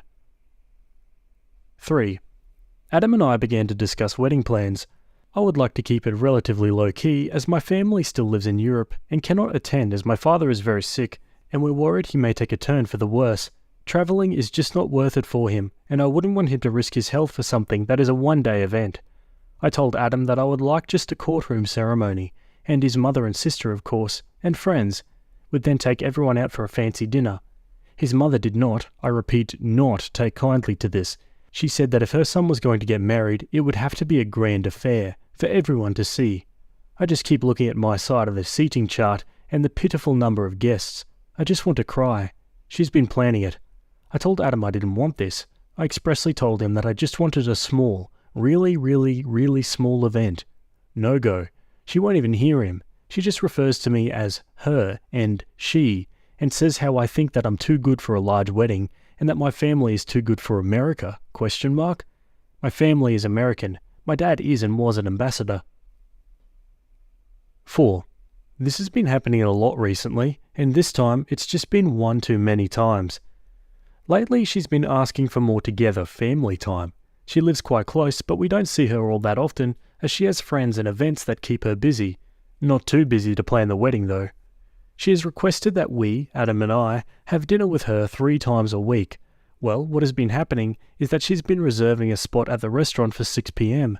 I don't get home until 6:30 some nights. She has just been encouraging Adam to eat out with her, as I am too thoughtless to come home at a decent hour to eat with her son. How lonely that must be for him. It honestly doesn't bother me that he goes out to eat with her that often, but the thing she says behind my back, well, I came home early tonight. I left work and was on the road by 4:30 p.m, home by 5 p.m. I surprised Adam as he was just coming in the door when I yanked the door open to greet him happily. He was so excited to see me, I could come to dinner with him and his mum. I told him I just needed to shower real quick and get dressed. He called his mum right away and told her that I would be able to make it. He also made a comment stating he hoped there was a reservation for 3 tonight.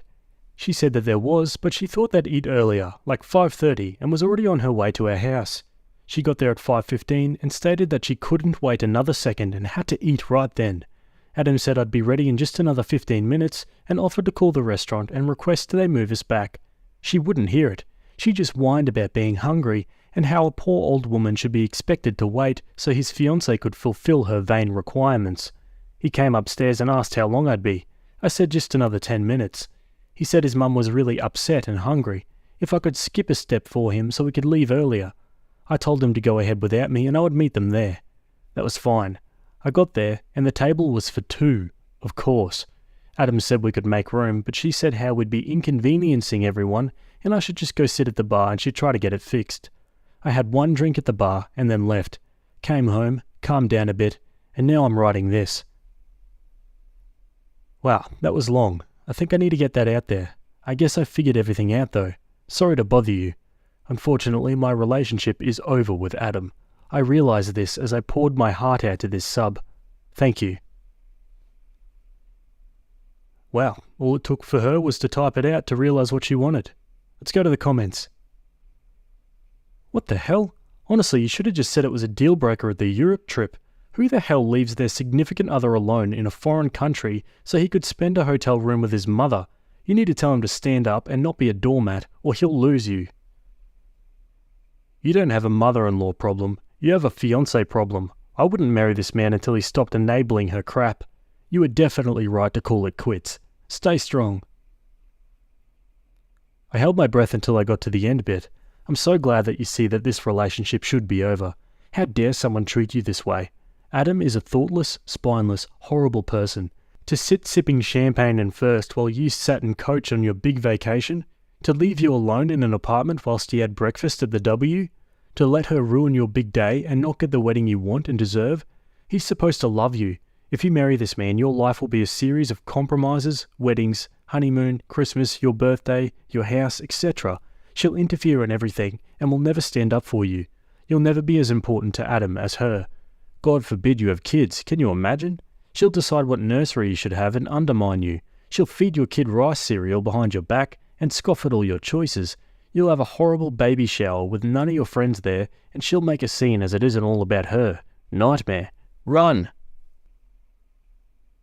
Yeah, I don't know about you guys, but I find myself wholeheartedly agreeing with the comments here. Like, I've read some nightmare mother-in-law stories, but this one really takes the cake. Okay, let's go to an update. Whoa, I really did not expect this kind of attention, considering I pretty much came to a conclusion. Seems to be the general consensus among you that it's the right one, on my own. But the support you have given me, I'm overwhelmed and feel extremely grateful in a way I cannot express. Through PMs and comment posts, I cried while reading all of them. Some of you shared words of wisdom, some of you shared different perspectives, others shared similar experiences. I feel at a loss for words. Anyway, there isn't a very impactful update, but I figured I would update you on what has happened so far and take this opportunity to say thank you. Thank you. After I posted a comment on my own thread and was about 2 glasses deep into a bottle of wine, Adam came home. This was extremely late. He sat down beside me and looked defeated. He just looked at me with hopeless eyes.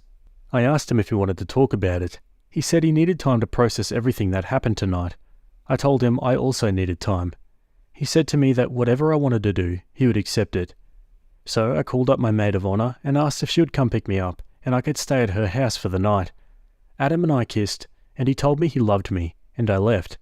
I haven't been back. From Colleen's house, I made a call the next morning to my office asking for a few more days off to go visit my family. So right now, I'm writing to you from my parents' house in Europe. I called Adam and told him my plans, and he asked me if I would let him drive me. I told him I was okay to go myself with Colleen, and I would email him when I got to the family home. When I got settled at home, I emailed Adam, and I sent him the thread that I'd made that Tuesday night. A large majority of you wanted him to read it. So, he has read all of your comments. He also read the part where I came to the conclusion on my own that I had to end things. We talked briefly over Skype. He told me he felt raw from the thread, but he was glad that I had gotten things out. He asked me if I was sure I wanted to break things off, or if I still needed time to think. I said I was pretty sure. He asked me for a probability. This is a joke in our relationship for dealing with decisions, and I said I was 90% sure that this was the end for us, and I was using my time away wisely to really consider everything. For some reason his eyes brightened, and he just told me that we could talk about it when I got back stateside. I wouldn't break up with him over Skype, and I think we have a lot of legalities to go through regarding the house, and we have to collect any deposits that are available when we cancel the wedding things, because his mum didn't pay for any of the weddings she planned. Anyway, I've had a sit down with my father. He's been feeling better, which is a huge relief. He has offered me 2/3 of the cost of the house, so I could either buy it from Adam and pay off most of the mortgage, or just walk away and buy myself something else. I didn't expect this, but he said it would give me options should I decide what he thinks I have decided. He says he just wants me to have freedom, and that he wouldn't want to see my heart and my bank account broken at the same time. So, that's that. Like I said, nothing really happened between Adam and I. I do have more power though, thanks to my parents, and I've been enjoying my time with my family. My mum and I have been shopping a lot, and my brother, my dad's doctor, and his family have been coming over for dinner quite a bit. My sister is expected to return from China tomorrow, and I'm very excited to see her. I wish you all a happy holidays and a hopeful new year. Hopefully my next update will have a conclusion, one way or another. Okay, let's go to that next update. Hi, I first would like to apologise for how long this update took. I've been completely swamped at work and things have been happening at home too, so let's get into that. I want to thank everyone again for their continued support and interest in my relationship issues. Sincerely, the advice and shared experiences has made everything a lot clearer. Also, Adam has been following along. First, I specifically want to thank everyone who defended and supported Adam. I don't see him as a bad guy, and I really wouldn't be vindictive. So passive-aggressive comments while leaving, or making rude comments to him, or anything really mean-hearted, I couldn't do to him. He has supported me emotionally through getting my MBA, he helped me study for my LSATs, he read over my essays to apply for law schools, he did mock interviews with me, he sat through boring orientations with me, he stayed up all night with me when I was sick with nerves before taking the bar. He was my cheerleader when I ran my first triathlon, and he is my champion when I see a house centipede. He is my dream man, and I would never give up my relationship with him if I didn't feel like I was fighting a losing battle. Now, are you guys in for a real shocker? Someone made a comment in the update that he would be outside my parents' house if he really wanted it to work. He took your advice to heart, and he was outside with his bags and a rental on the evening of the 24th. I was taken aback, and I blurted out, "What the F are you doing here?" He just laughed and said he wanted to talk about everything and it couldn't wait until I got back. He'd been reading all the comments on the threads and he felt like they were very eye-opening. He browsed r/raised by narcissists and felt very moved by the similarity some of the posters have with their parents. He said that he spent the last few days thinking about what went down at the restaurant with his mother and how the look in my eyes when I looked at him after I realised what had happened broke his heart. What I didn't know is that he and his mother got into a row after I went to sit at the bar, fighting about me and how he doesn't feel free, how his sister used to say she had the same problems, but since she moved far away, it has died down a lot. A lot of people asked me why I put up with this for so long. I tried to remember when this really started happening, when it stopped appearing like regular mother-in-law, don't want to lose my son comments, and began to feel like isolation and vehemence. We used to have an okay relationship when we first met. Sometimes we'd go shopping together, and once we got our nails done, it was around when Adam and I purchased the house together, that's when it really started to get bad. The windows incident was the first really big issue I remember, when she realised we were serious about each other. So, back to when we were at my parents' house, we had a serious heart-to-heart. I bared everything to him, and he did the same. So there was no extreme confession of incest or physical abuse. It was just that he thinks he was raised by a narcissist who saw her control of her son, her pride and joy, slipping away. We came to a decision. Here is what we decided on December 27th. He went back to the US after New Year's Day, a couple of days before me, and moved his stuff out of our place to a friend's. He didn't want me to have to be inconvenienced for changes he had to make. We have put our engagement on hold for the time being.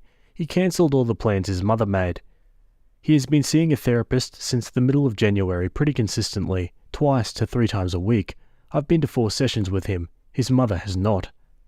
We have sort of begun dating each other again. I've been talking to his sister and the things their mother put her through. Adam is very lucky. Now, about his mother. He has decided to give her one last chance to go to therapy with him, and he has stated that if she does not, he will be going no contact with her. We have a lot to rebuild, but I know we can do it together. And now for one last update. It has been a long time. We're all a year older. Adam and I will be composing this thread together. Oh no, I gave away the ending. Yes, we are together. In fact, we're married. Here goes. Last time we left off, Adam was seeing a shrink, and still is, to try to unwind some of the damage his mother did. We were living separately for the time being. Adam's mother tried to commit suicide, but no really, she just called emergency services before she tried, and didn't even have time to swallow more than 2 pills. It's so scary to think that within his mind there was such an abusive past when he was always had such a happy exterior. My husband, man that's fun to say, was basically traumatized by his own mother his entire life, as was his sister. I had alluded before in one previous thread that Adam's sister had it a lot worse than Adam when they were younger, but when Adam's father died, his mum locked in on him. So, Adam's dad died of kidney failure. However, Adam had donated one of his kidneys to try to save him. His father's body rejected the donation and passed away about 11 years ago this coming April. His mother took it upon herself, during his grieving process, to manipulate him into believing he killed his own father, and she was alone now because of him, that if he wanted to repair what he did to her, he'd treat her better. Every time he thought that he could get away and create his own life and feel free, she'd remind him. The windows, for example, I only heard the part where she blamed me, but I tried to think back to the conversation and really try to hear what Adam had said. It's about 4 years ago now, but he was telling me at that moment that the reason her house was falling down was because she no longer had a man to take care of it, because he killed his dad. He was trying to tell me, I just wasn't able to understand what it meant. Same with the vacation to Barcelona. She was doing it in front of me now. When he was younger, a lot of these issues had been regarding academic success or athletic success. She didn't have any issue then with girlfriends or anything. She just viewed her children as extensions of herself. It was bad. It just wasn't this level of guilt-inducing insanity. Let's get back to the present day. Adam's psychologist had suggested Adam offer his mother a chance to come to therapy to work out issues.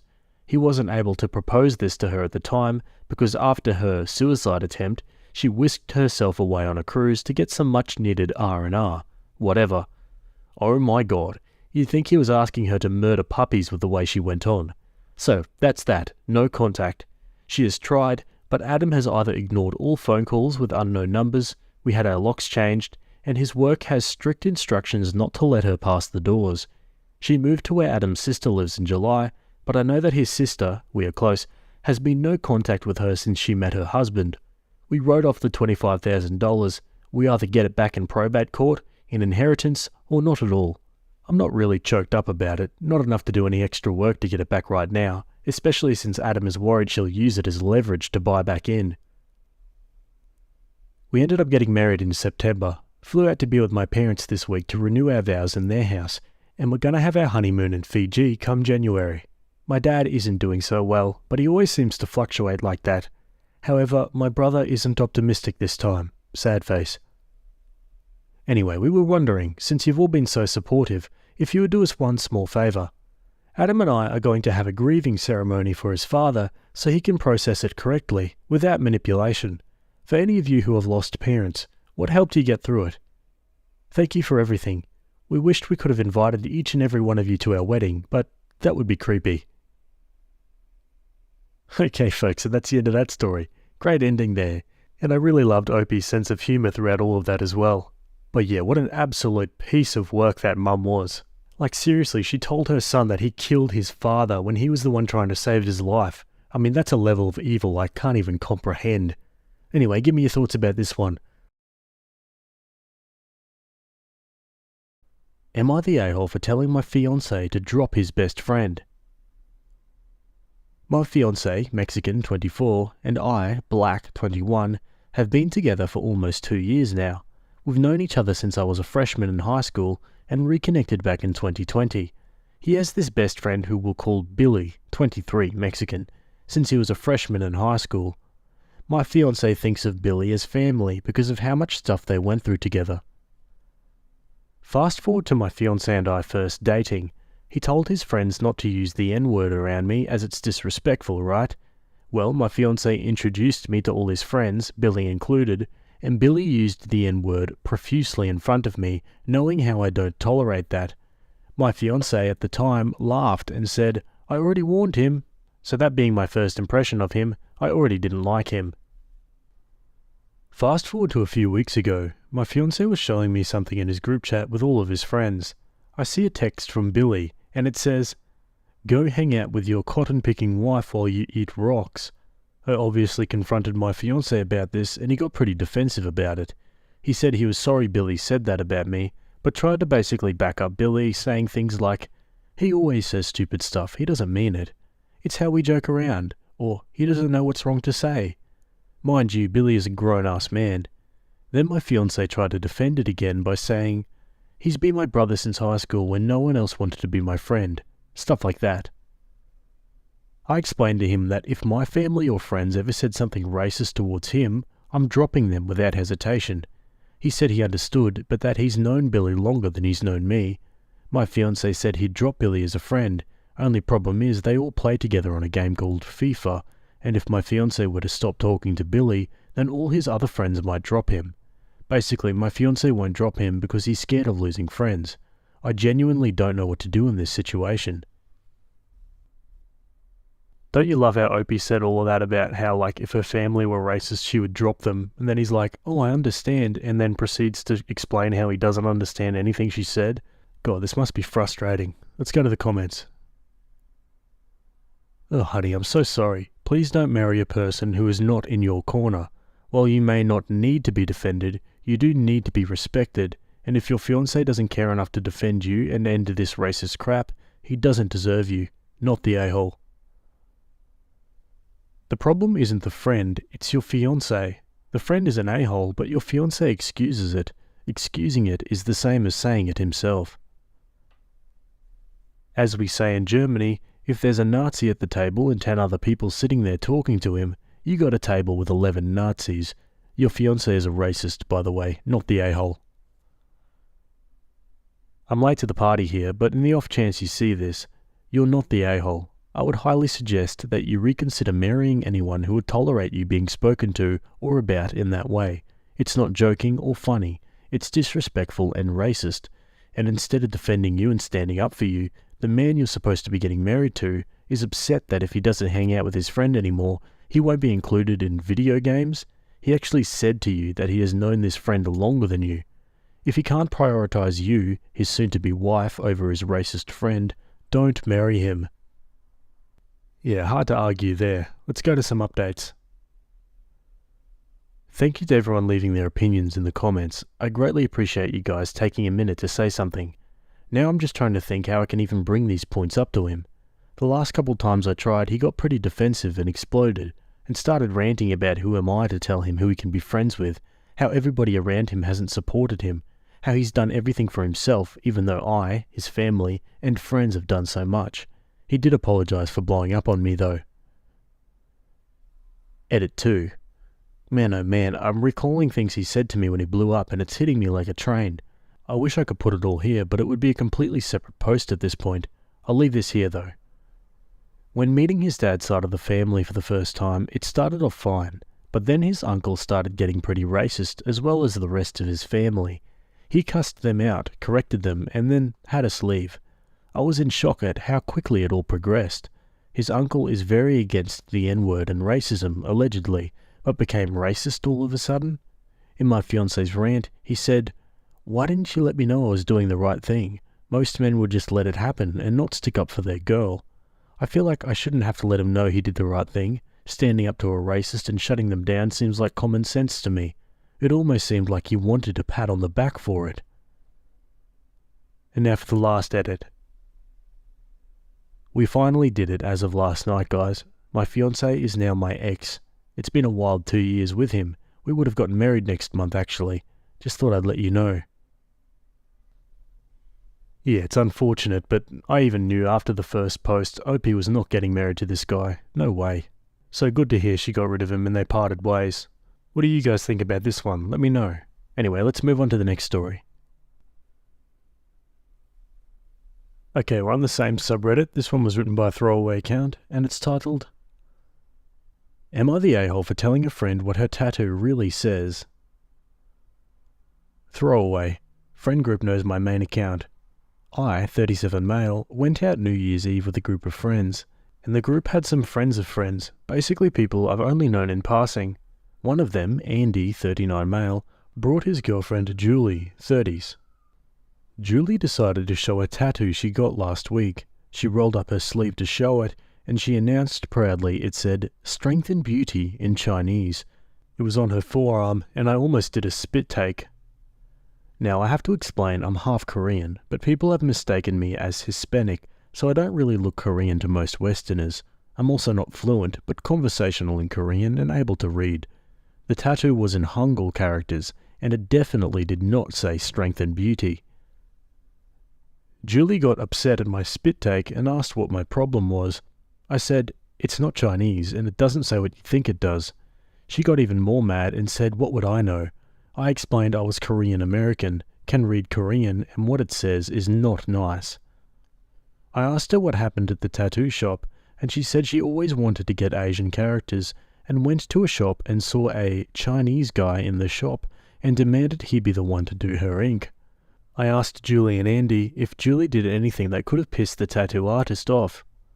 She denied it, but Andy confessed she was super pushy about it and kept saying she wanted him to do it over any other artist in the shop because he would be used to the characters, plus a few other statements. By this point she was crying and not enjoying hanging out for New Year's Eve. She wanted to leave and wanted Andy to take her. On her way out, she asked me what it said. I said, "It's like the worst thing you could call a woman.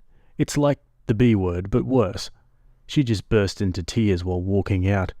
After the two of them left, the rest of my friends said I was a real jerk for spoiling her new tattoo, and I could have made something up or not reacted. I had to explain that the word used is really a cultural faux pas, and to see it on skin is shocking to the highest degree, and the fact I was sipping on a beer when she revealed it only made a spit take impossible to avoid. Well, this morning I got some messages from friends saying I really should apologize to Julie for traumatizing her about her tattoo. I feel like this is ridiculous, like it's a really vulgar word on her arm, and if I had that on my skin I'd like to know, but everyone else thinks that I should have just complimented her instead. So, Reddit, am I the a-hole for revealing to a friend what her tattoo actually says? Well, here's an idea, don't get things tattooed on your skin that you don't know what it means. Like, surely that's something you got to be 100% about before you do it. Let's go to the comments. Not the a-hole. Hangul and Chinese characters are completely different. She's embarrassed, and rightfully so, because she effed up. Personally, I think you did her a solid by pointing it out. Offer to get a Sharpie and fix it until she can get it covered. Sigh. If I had a vulgarity inked on my body, I would be so thankful someone told me. You did the right thing. Not the a-hole. You didn't give her the crappy tattoo, you informed her that it said something bad. Everyone is only mad at you because you brought it to light, as you should. If I had what sounds like a possible slur on my arm, I would want to know ASAP so I could get the tattoo covered up or laser removed. Your friends kinda suck. They're the type of people to not tell you your skirt's tucked into your undies in order to not embarrass you. The sooner that girl knows, the better. Yeah, exactly. It's more like saving her from future embarrassment. I mean, she wouldn't want to find out by getting kicked out of the Asian market or something, would she? On to an update. My friends contacted me a day later and apologised for responding to me the way they did New Year's Eve. They said they were more worried about the New Year's Eve party being brought down that night, but after sleeping on it and getting back to work, most of them realised they too would have wanted to know if they got branded with a vulgar word. Also, very few knew Julie and only knew her through Andy, so they mostly tolerate her. Apparently this isn't her first incident either. And Julie isn't white, which is kind of funny, everyone painting her as some blonde white girl. I decided to play peacemaker and talk to Andy and Julie, and even offered to meet them at the tattoo shop. We went Friday night, walked in, and I saw the tattoo artist in question. Funny thing is, most Asians can tell I'm half Asian by looking, so he saw me and went, "You told her what it said, yes?" kind of nonchalantly in Korean. We had a brief discussion in Korean. He remarked my accent had an American twang to it, asked where my family was from, and found out both our families came from the same city. The gist is, I pointed out he could get sued for the tat. He admitted he pressed his luck with it and offered to pay out of pocket for another artist in the shop to do a cover-up. I relayed that back to Julie, and that seemed to appease her. She went to one of the, I guess tattoo people would call it a workstation, and he explained that she still has to wait 2 months. Julie didn't like that, even when the artist explained that standard procedure is to wait 2 months for a tat to heal until a cover-up is done. Andy thankfully Googled it and pointed out that 2 months seems to be a minimum, and more complex tattoos have up to 6 months recommended healing before a cover job. She accepted the offer for a free cover, and paperwork was signed and such. There you go, guys. Pretty amicable ending there. It's kind of funny that the guy just straight up admitted it, and also good of him not to cause a scene and actually offer to pay for a cover-up. He was probably like, yeah, fair enough. What would you guys do in that situation? Let me know. Anyway, let's move on to the next story. Okay, same subreddit. This one was written by user OrangeCup21, and it's titled, "Am I the a-hole for kicking out my boyfriend's ex? I, 36 female, and my boyfriend, 42, have been together for 7 years. We've both been married and divorced before, and like to be financially independent of each other and keep things pretty separate. What's mine is mine, and what's his is his. I am CF and have worked my way up in my field and am comfortable. My boyfriend doesn't earn what I do. He pays a lot of child support too and contributes, as he should, to all of his 5 kids' after-school activities. So our deal between us is, I pay all of our household bills and loans and food, and he looks after his kids and contributes what he can to our household. 5 years ago, I bought a home for us, and I even went as far as buying a home that would suit his kids so they would feel comfortable when they came and stayed with us. This caused a lot of drama. His ex felt that I was trying to buy the children, and in her words, she only got the house to rub in how much better she thinks she is. I've always kept my distance from his ex. It was a messy divorce for them, which she blamed on me, even though I didn't meet my partner until they'd been separated for nearly a year. She has a history of domestic violence to him, and my presence makes it worse. 18 months ago, I got a great job opportunity, which would mean we would need to relocate 12 hours away from our current home. After discussions between the boyfriend and I, and my boyfriend and his ex, we agreed that we would make the move for my job, and would rent my house to his ex for an incredible discounted rate, with the agreement that this would be for 2 years. Recently, my work circumstances have changed and we have relocated back to our hometown again. My boyfriend and I have found a small rental in the meantime, but since coming home, his ex has been more aggressive, particularly with me. She has told my partner the children have always hated me and were only nice because of him, but don't ever want to see me again. She has accused me of trying to buy the kids' love, making her look like a bad mother, and for basically being the root of all evil. Which is whatever to me. I do love the kids in my own way, but would hate to make them choose or feel uncomfortable by being around me, so we're making sure that my boyfriend spends as much time as possible with the kids and attends any sports or school events without me, and when I go away from work, they come to our house. I've suggested therapy or counselling, but the ex won't hear it, making it sound like I'm calling her bad mother for suggesting it. The 2 years is ending and I want my house back. Basically, the ex is saying if I'm rich enough to pay for a rental and pay a mortgage now, I should let her and the kids stay in the house, and since the kids now hate me, it would be a waste of space for just my boyfriend and I. And this situation is also leading to kids telling my partner that they hate me even more for kicking them and their mother out of their home. My boyfriend is very torn. He just wants his kids safe and happy. Nah, come on, the ex here is being completely selfish. And yeah, you had a deal, 2 years. If the 2 years is up, you can negate that deal. Let's look at the comments. Not the a-hole, it's your house. Don't let her manipulate you just because you can afford it and she can't. Gives me the vibes of this lady I read in a magazine years ago. She won 1.4 million in the lottery and people stole her car that she lent them because you can just buy a new one. Just because you can't afford a different house doesn't mean you owe this woman your house. Give her a month's notice and you're going to have to accept it if the kids are angry. You can't control how they feel, and if they're going to be mad at you and not like you anyway, then that's up to them. They need to learn that they can't just walk over people and get what they want, which is what their mother is clearly teaching them. Not the a-hole. So you pay most of your household bills so your boyfriend can pay child support comfortably, you let the ex rent your house at a big discount, you don't go to events to keep the peace between your boyfriend and his kids and ex. Put your foot down now. You're bending backwards to please them, only for ex to continue treating you like dirt. It's not healthy for you to let the ex walk all over you, and it's a terrible example for the kids. Your boyfriend doesn't get a say. It's your house. Kick the ex out. Not the a-hole. OP, you're being taken advantage of. It's super weird that you're carrying the financial burden of the life of a man who is so much older than you, including 5 children who are not even yours. You're being extraordinarily generous to the point I'm really worried about what your boyfriend's true motives even are. Why have you been dating for so long and not even engaged? There's just so many red flags here. That woman is engaging in what's called parental alienation, and make no mistake, it's not an accident. She's doing it on purpose and using her own kids to manipulate the situation to get her housing she's not willing to pay for. She's a grown woman who chose to have those children. She needs to step up and provide them a home on her own dime. And frankly, your boyfriend sounds like he should be stepping up more too, especially if they're not being respectful towards you. His kid should not factor into how much he contributes. He should be paying not just his child support, but also 50% rent and utilities in whatever household he lives in, as well as necessities like toothpaste, etc. If not, he's leeching and taking advantage, and you deserve better. Not your kids, not your financial responsibility. You could do so much better. Lots of hard truths here. Another commenter adds, OP, what are you getting out of this relationship really? Because this isn't going to end. It will just get worse.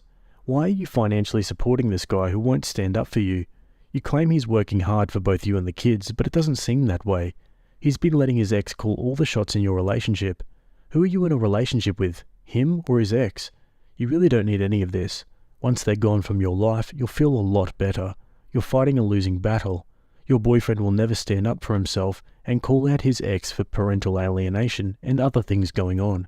Don't you deserve better than this? You earn a ton of money. Enjoy your life. Stop worrying about kids who will continue to hate you. Trust me, this is only going to get worse. She's teaching them to be entitled to things that aren't theirs, yet treat the person they owe like crap. Therapy won't help when their mum is whispering in their ears. Not the a-hole. The future looks pretty bleak with how things are going. They'll demand you for your money for college, weddings, down payments for their homes, baby-related stuff like baby showers, baby products, fertility treatments, and whatever else, while treating you like crap every step of the way, and your boyfriend will cave under every demand. The ex will egg it all on. Kick them out, kick them all out, and be free of them all. OP replies, a loving and healthy relationship. As above, there are lots of complexities in a relationship that can't fit into a post, but I can safely say that I have a whole and fulfilling relationship. Everything written above does come off as I finance everything, which isn't wrong, but I can, and that's a choice I've made. I've only one living family member and no children, so I'm happy to help out my partner. I agree with some of the comments here that it was a terrible idea to rent to her in the first place, and I was truly naive thinking it would be appreciated by her. And honestly, if I could kick myself, I absolutely would. Isn't retrospect amazing, lol. After some deep discussions and thought, we will be asking her to leave the house. We have a lease and agent in place, so they'll handle that side of it, and my boyfriend understands the fallout. I just feel like guilt towards the children. None of this is their fault. Okay, now for an update. I've had some messages for an update on my original post, so if you're interested in the backstory, check out my profile. But ultimately, I wasn't the a-hole, I was the moron. After reading a lot of comments on my original post, I decided that while, yes, I wanted my house back, I also didn't really love the idea of living in a house the nasty woman had lived in for longer than I. It didn't feel like my home anymore, and I really wanted my home to feel like my home. So I decided to sell. I spoke with my boyfriend and he was really non-committal on the situation, but said it was my decision. I gave the ex the option to stay in the home and I would sell it as an investment property with a tenant, or she could move out. She went with going absolutely bat-crap crazy and decided to out hers and my boyfriend's reignited emotional love affair. As it turns out, since my boyfriend and I have returned to our hometown and I still have to leave town frequently for work, they had gotten close again. The ex sent me an arseload of screenshots of steamy messages and pictures and long-winded messages whinging about me, and that maybe I would just let them have the house if my boyfriend and I separated, since I wouldn't need all that space. I obviously confronted my boyfriend and he looked incredibly panicked but admitted to all and said that it was more of an emotional relationship and it had not turned physical, and he was very, very sorry and embarrassed and was only leaning on her for comfort because I was away a lot. He also missed his kids and he felt emasculated by me a lot of the time. There's plenty of other reasons and excuses not even worth mentioning. Needless to say, I am now single, have kicked him and her out, and placed the house on the market for sale, and have just put an offer on a cute little townhouse on the beach. I've downloaded Tinder tonight after a few wines, and thought it was a good time to let Reddit know that most of you were right on my original post. Life isn't great, but I'm sure it will be again, one day. I won a lawsuit against a guy who tried to force me out of business because I broke his local monopoly. I'm 26 years old and I decided to open my own business this year. Moving forward in this post, I should point out that I'm from a small town, about 1,000 people, in the rural Midwest. Because of this, everyone has some sort of connection with someone. We went to one of the liquor stores in the closest city, 30-ish minutes away. Small city, 8,000 people. When we were grabbing some alcohol for a party, I was looking at the prices and saw how insane the prices were. For a 6-pack of local beer, we were charged $15. I was thinking about this and figured that I could probably make bank opening a liquor store. Back in February, I was furious about my crappy job and thinking out loud how cool it would be to own my own business to a friend. My friend's mum happened to be the president of the local bank. He told me, "Hey, with the pandemic, the bank has been struggling to find customers to give out loans. Right now, the bank is giving out loans for cheap." A couple of weeks later, I went in and met with my friend's mum and pitched my idea with the research I'd done on local alcohol prices, potential demand, and estimated income. I got the loan at a fantastic interest rate. I bought a building which happened to be the former bank and hired my dad to help me renovate the building. My dad is a general contractor and he gave me an excellent quote on materials and labour. After working everything out with the distributors, getting the proper licenses, and getting my paperwork I needed from the government, I was ready to open my liquor store in May. I'd started taking out ads in the local newspaper, advertising my store and my prices.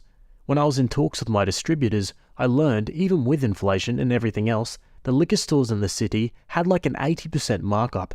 I talked to a local business owner and he suggested that I have around a 35 to 40% markup.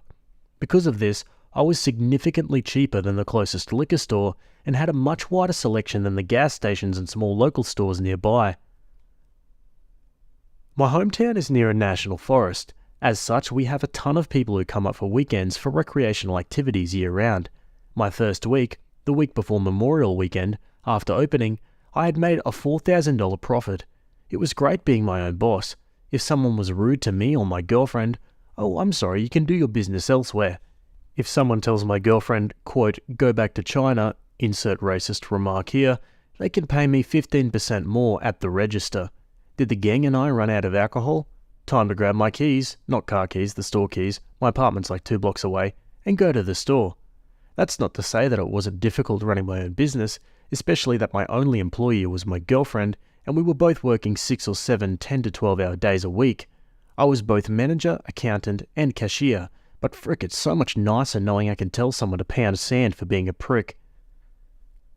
Couple of weeks after Memorial Day, some old guy walks into my store a couple of minutes after I opened. He seemed friendly enough, but eventually he offered to buy my store. I'm not going to say the amount, but it wouldn't have even covered my principal on the loan. I rejected the proposal outright and refused to negotiate the sum higher. He walked out of my store saying, "Well, you'll be sorry you rejected that offer." The next month, a guy walked into my store and asked if I was the owner. After saying yes, I was informed that my business was being sued by this random guy I never heard of for libel. After he left, I was freaking out and I decided that I was going to close early. When I got home, I googled the guy and soon saw a picture of the guy that tried to buy my store. It turns out that this is the guy who owns both of the liquor stores in the city nearby. It also just so happens that he is on city council. With a little bit of further digging, I learned that this city has an ordinance that reads, quote, "Any business institution that does not fulfill the definition of a restaurant, tavern, or liquor dispensary will be excluded from obtaining a license for the sale of alcohol." Later, I discovered that the same guy happens to be the head of the board which approves liquor licenses. I love small-town corruption. Either way, I had a major issue. My maternal uncle happens to be a lawyer in the neighbouring state. I decided to call him and try to get some legal advice. I talked to him and read the documents that I'd been handed and served over the phone, and the research I'd done. After receiving all of the information I'd read off, I was expecting some sort of advice, but instead heard, "Hang on, I gotta make a call," and he hung up. I'm freaking out. I was actually about to post my first post of legal advice. I'll be honest, I just wanted someone to tell me it was going to be okay, and I didn't need to crawl to this guy on my hands and knees. As I was writing the title, my uncle called back. "Hey OP, I just got off the phone with my partner. He agreed that we can take your case pro bono. If you would like to accept, we can discuss at my office tomorrow at 1 o'clock. This is how I learned that my uncle is on the bar in 3 states. So we meet and we discuss the case. It turns out that the guy filed for the libel suit against my business based on the ads I took out in the local newspapers. He claimed that my ads were targeted to damage his and his business's reputation. There were a few other things that I had no idea what was being referenced, but Uncle assured me that we would win this case no problem. 3 weeks later, the case is dismissed, but after my uncle says, "People like that piece of work will likely try to file another suit against you. If that happens, call me and I promise I will help." The next day I get served again, but this time I am the defendant, not my store, me. I swear to God I look at the documentation and the only thing that changed was instead of my business's name, mine is listed as the defendant. Same thing happens. 4 weeks later the case is dismissed. Over the next 3 months I was sued just as many times. Before the 5th case's hearing, we had a settlement meeting. My uncle, the judge, and the guy suing me, his lawyer, a bailiff, and I were sitting in this room. Judge says, "You've been in court 4 times already. Is there any way we could come to an agreement that'll stop this cycle of faulty litigation?" The guy's lawyer says they have an offer and hand it to my uncle, who then hands it to me. It essentially read that he'll stop all litigation if I sell my business for about 30% of remaining loan principal. I outright rejected the offer and made a counteroffer. I said, "If you drop this case, I won't sue your ass for harassment." He bursts out laughing. "Sue me? With what money? The legal fees alone ought to have drained you. You should be happy I chose to extend this offer and not sue your ass into bankruptcy and buy that crap hole from the bank when they foreclose on you, you idiot." The judge, the bailiff, and the guy's own lawyer were all looking at him aghast for saying the silent part out loud about the real reason I was getting sued. My uncle straight out said to him, "Oh, I'm sorry, apparently you were never told. I've taken all of my nephew's cases pro bono. The only money he's spent on your litigations is gas. And bluntly, sir, I think your outburst has just ensured a suit against you." After that, we just left, and I was then informed a few days later the litigation was dropped. Right now, my uncle and I are talking about the future suit against the guy. I want to sue the guy for a very high amount to try and get press attention on this guy and his sketchy actions. Although my uncle warned me that we'll need to be careful because if we set the damages too high, it'll look like we're just being vindictive. This suit won't be pro bono, but after getting sued 5 times for free essentially, I'm not going to complain. Looking back on this, I'm so thankful that my friends and family supported the entire way, especially my uncle. Without my uncle, I would have absolutely lost my business. Wow, yeah, what a great uncle. I would have loved to see that guy's face when he found out you didn't pay a cent for any of the legal fees. God, people like that think they can just strut through life with everything going their way, can't they? They just frustrate me. I actually can't wait to hear what OP does back to him in the courts. Let's look at some comments first. That's some story, and just goes to show the corruption that can happen. I'm glad you have your uncle. I'd love to hear about the follow-ups on this one if you get time to post. Great story. Sorry for all of the trouble you faced and the racism against your girlfriend. It is truly inspiring that you saw a market and took the initiative to start and run your business ethically. My whole life I've wanted to start a business but could never come up with a good enough plan or guts to follow through. Maybe being lucky enough to have a good enough career, usually working for good people, never gave me the proper motivation. I certainly hope you prevail and succeed. I hope there is a way to legally hurt the guy financially without being too dirty. Not that you have extra time or anything, but look into getting a seat in City Council if there is an advantage to doing so. My wife's aunt spent so much time dealing with the City Council for a small real estate project, she figured she might as well run for council and got it. Of course, be careful not to show your hand and make the guy feel so threatened that he comes at you harder. It sounds like you're relatively young and have a future to build with your business, and I'm sure someday a family. Thanks for sharing. Your uncle and partner are stand-up guys. There's a term, vexatious litigant. This guy met that definition and your uncle should ask that he be declared one in your suit. Then he has to post a bond to cover his opponent's legal fees if he files any more suits, if I read it right. Make him pay your uncle if he wants to keep playing. Yeah, absolutely. I think that's probably another reason why the uncle took it on pro bono as well, right? I mean, partly of course it'd be out of compassion for his family member, but at the end of the day no one really works for free. I don't know, maybe I'm reaching. Anyway, let's go to the update. This is a follow-up to a post I made last year. I'll link it at the bottom if you're interested. But last year I opened a liquor store with my girlfriend, now fiance, in my hometown. The nearby city had a few liquor stores run by a city councilman who controls who gets liquor licenses in said city. With me being 40 minutes away, he was losing business and offered to buy my store. I refused and instead he tried to sue me for libel. He attempted for around half a year and continued to sue me, my business or anything else he could until it was thrown out with contempt.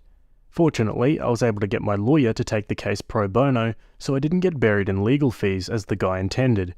My lawyer and I then began to file suit against the guy. So that's where we left off a while ago. As of now, the case is over and I can talk about it. So to first explain why I didn't post any updates previously. When I filed the lawsuit, my lawyer was not to post anything about it online. I don't think that this had anything to do with the original post, but what he told me was that if the opposing counsel found a post and was able to link it back to me, they could argue that I was only filing a suit to gain online clout. But now the court case is over, so I can now talk to you guys. We filed the complaint about a month after the last case against me was dismissed. What we filed for was multiple accounts of malicious misuse of due process.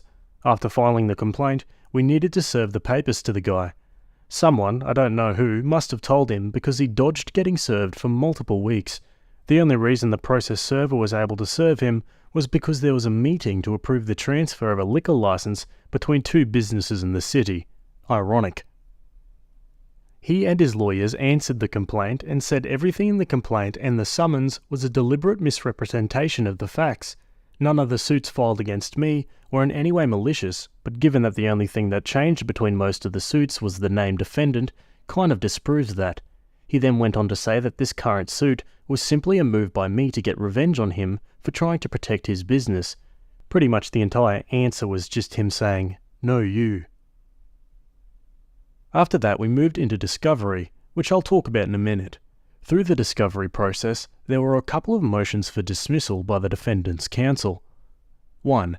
The first was just the general, all the facts are wrong, and this is a lawsuit filed in bad faith.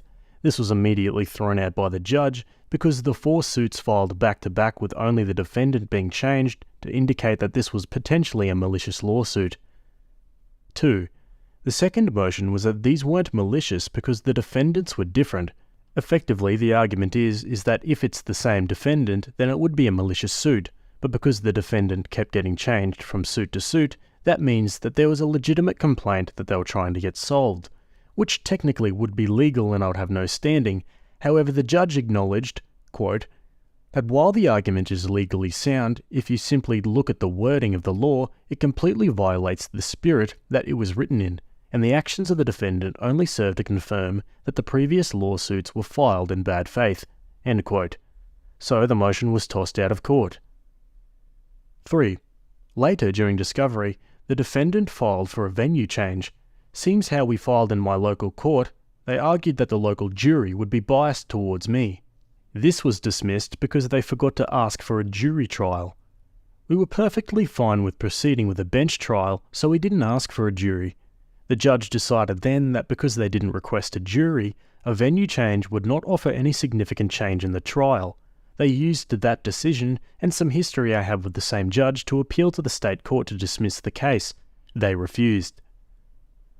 So, back to discovery. The whole process was extremely slow, and we were still in the middle of discovery when we decided to settle. We had received multiple settlement offers up to that point and rejected all of them. But at the end of November, the defendant decided to fire the manager of one of his businesses. The former manager then decided to turn over some text messages to the court. You see, we requested all communications about the malicious filings from last year that the defendant had made. That included text messages. That showed neither counsel nor the defendant did the proper diligence to comply with discovery. The defense was able to get that text removed from the evidence. While the text might not have been able to be used as evidence if we had proceeded to trial, you can't erase that you hid evidence from the judge's memory. They don't tend to take that well. With this coming to light, and the chicanery that the defendant had been pulling, the judge was just over it at this point. Our lawyers had to meet with the judge at the very beginning of this month, December, where the defence's counsel was reprimanded. After this, the defendant offered a really big settlement. After my fiancé and I discussed it, we decided to accept the offer. Our wedding is getting close, and frankly, we don't want to deal with court stuff anymore. The whole trial process was still months away, and there wasn't any guarantee that we would have gotten any more money. Unfortunately, it's not the nuclear revenge I and my fiancé, and possibly you, were hoping for, although the settlement, after I settled the contingency pay for my lawyer, did repay the remainder of my loan. We'll have a nice chunk of money left over. Hey, that's not too bad. A bit of extra pocket money for the wedding, perhaps? And yeah, like Opie said, wasn't exactly a nuclear end, but a realistic and ultimately pretty satisfying one, I think. Wouldn't it be funny though if Opie's business becomes so successful he ends up buying off the other ones as well? Now that would be pretty satisfying. I'd love to hear your thoughts about this one. Let me know down below. Either way, we'll move on to our next story. Okay, jumping over to the Am I the A-hole subreddit, this one was written by user Ranch Wrangler, and it's titled, Am I the A-hole for telling my brother if he's going to be late, don't show up? I, 31 female, and my husband, 29, got married a week ago. Yay! I spent 2 years planning my wedding and everything was great, except for my brother's, 36 male, tardiness with every event he came to. For context, my brother and I don't get along, never have. I only invited him for my parents. Also, I was adopted, so he's not biologically related to me. He's always late, and in the past, we've had to tell him an event was 2 hours earlier than it really was, so he would be on time. He was late to my high school and college graduation, and missed me walk both times. When I was sending invitations, I put an extra note in his that read as follows. I know Mum, Dad and I would love for you to attend, but if you're going to be late, don't bother showing up. Your girlfriend and her daughter are welcome to attend with or without you. He called me for the first time in years and cussed me out for the note. I held my ground and said I would still appreciate him coming to the wedding, but I won't allow him to interrupt the ceremony by being late. He then called my parents and yelled at them as well. They said it was my wedding and they stood by my decision. He came to the wedding, but he walked in as I was walking down the aisle and walked past me to his seat.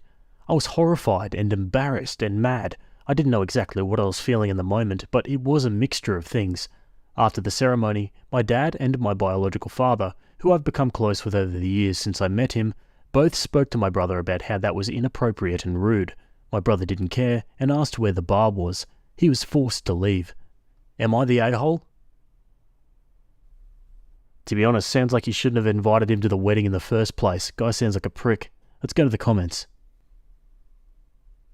Not the a-hole. Why do you continue to allow him to be part of your life when he's clearly not interested? I get some people are always late to things in life, but showing up late to your wedding, let alone while you're walking down the aisle, was intentional. Sometimes family doesn't deserve to be family. Not the a-hole. Brother's behaviour shows he doesn't give a crap. Why should you? He did that on purpose. The timing is too exact to be an accident. You said in another comment it's in your personality to care, which is fair, but you are also old enough to learn to set boundaries and stop letting people take advantage of your caring personality. You don't have to care about everyone just because it's your personality to care. Talk to a therapist and they can give you some tips on how to let certain people go and no longer be hurt by them. Not the a-hole. Yeah, all the comments pretty much agree with my sentiment as well. On to the update. As a lot of people in the comments on the original post said, I told my parents everything. How my brother has told me that I ruined his single child fantasy, how my parents pitied me and that's why they adopted me, how I'll never be a member of the family, etc. I also told them that if I host any events at my home or ranch, I will be hosting Christmas this year since I have the space for the whole family, biological and adopted, my brother will not be invited. I do not want him in my life anymore. The event at my wedding was the final straw. I will be civil if we see each other at family functions that I'm not hosting, but I'll not be in contact with him anymore unless there is an emergency with our parents. My parents support and understand my position. I told them that this is not me making them choose between us, and this is just me drawing a line in the sand and setting a boundary.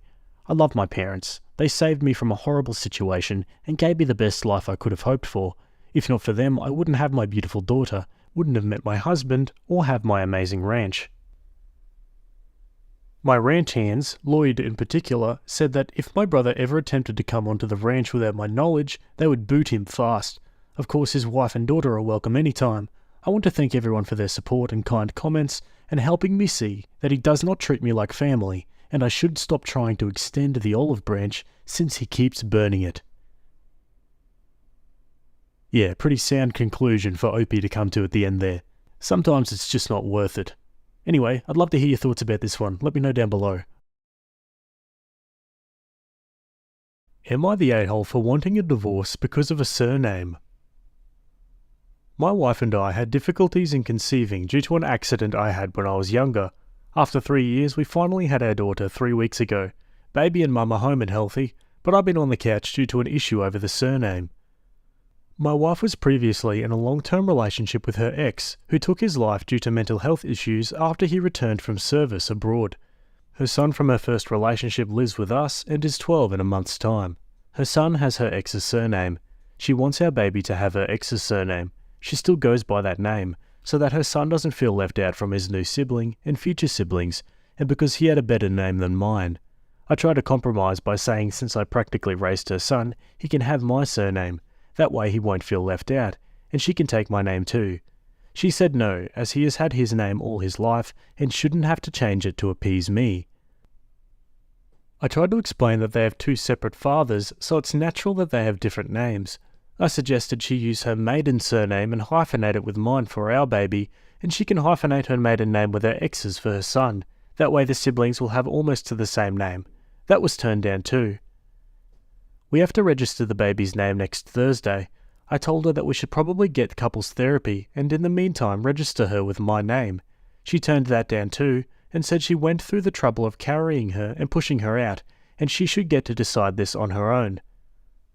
I even asked her son and he says he doesn't mind having separate names as he knows his father was his father, but I am dad. He doesn't care if his sister has a different surname. I told my wife this and she said I'm emotionally manipulating her son. We had an argument 5 days ago and haven't spoken much. I didn't want it to continue like this, as this should be our happy moments. 2 days ago, I told her that the baby either gets my surname or we are getting a divorce. I told her that perhaps her dead husband could help raise our daughter with her, since she doesn't want to acknowledge me as the dad. She called me a manipulator and says it's not fair that she doesn't get to decide the baby's first name on her own or the surname. Her suggestions for the first name when she was pregnant were feminine versions of her ex's name. Think Alexis, Alexia, Alexandra for Alexander, and his actual name if we'd had a boy. Today I called a solicitor and she overheard. She's telling me that I'm forcing her into a corner with this name thing, even though we went with her choice of first name after I sifted out of the one similar to her ex's, and my choice as a middle name.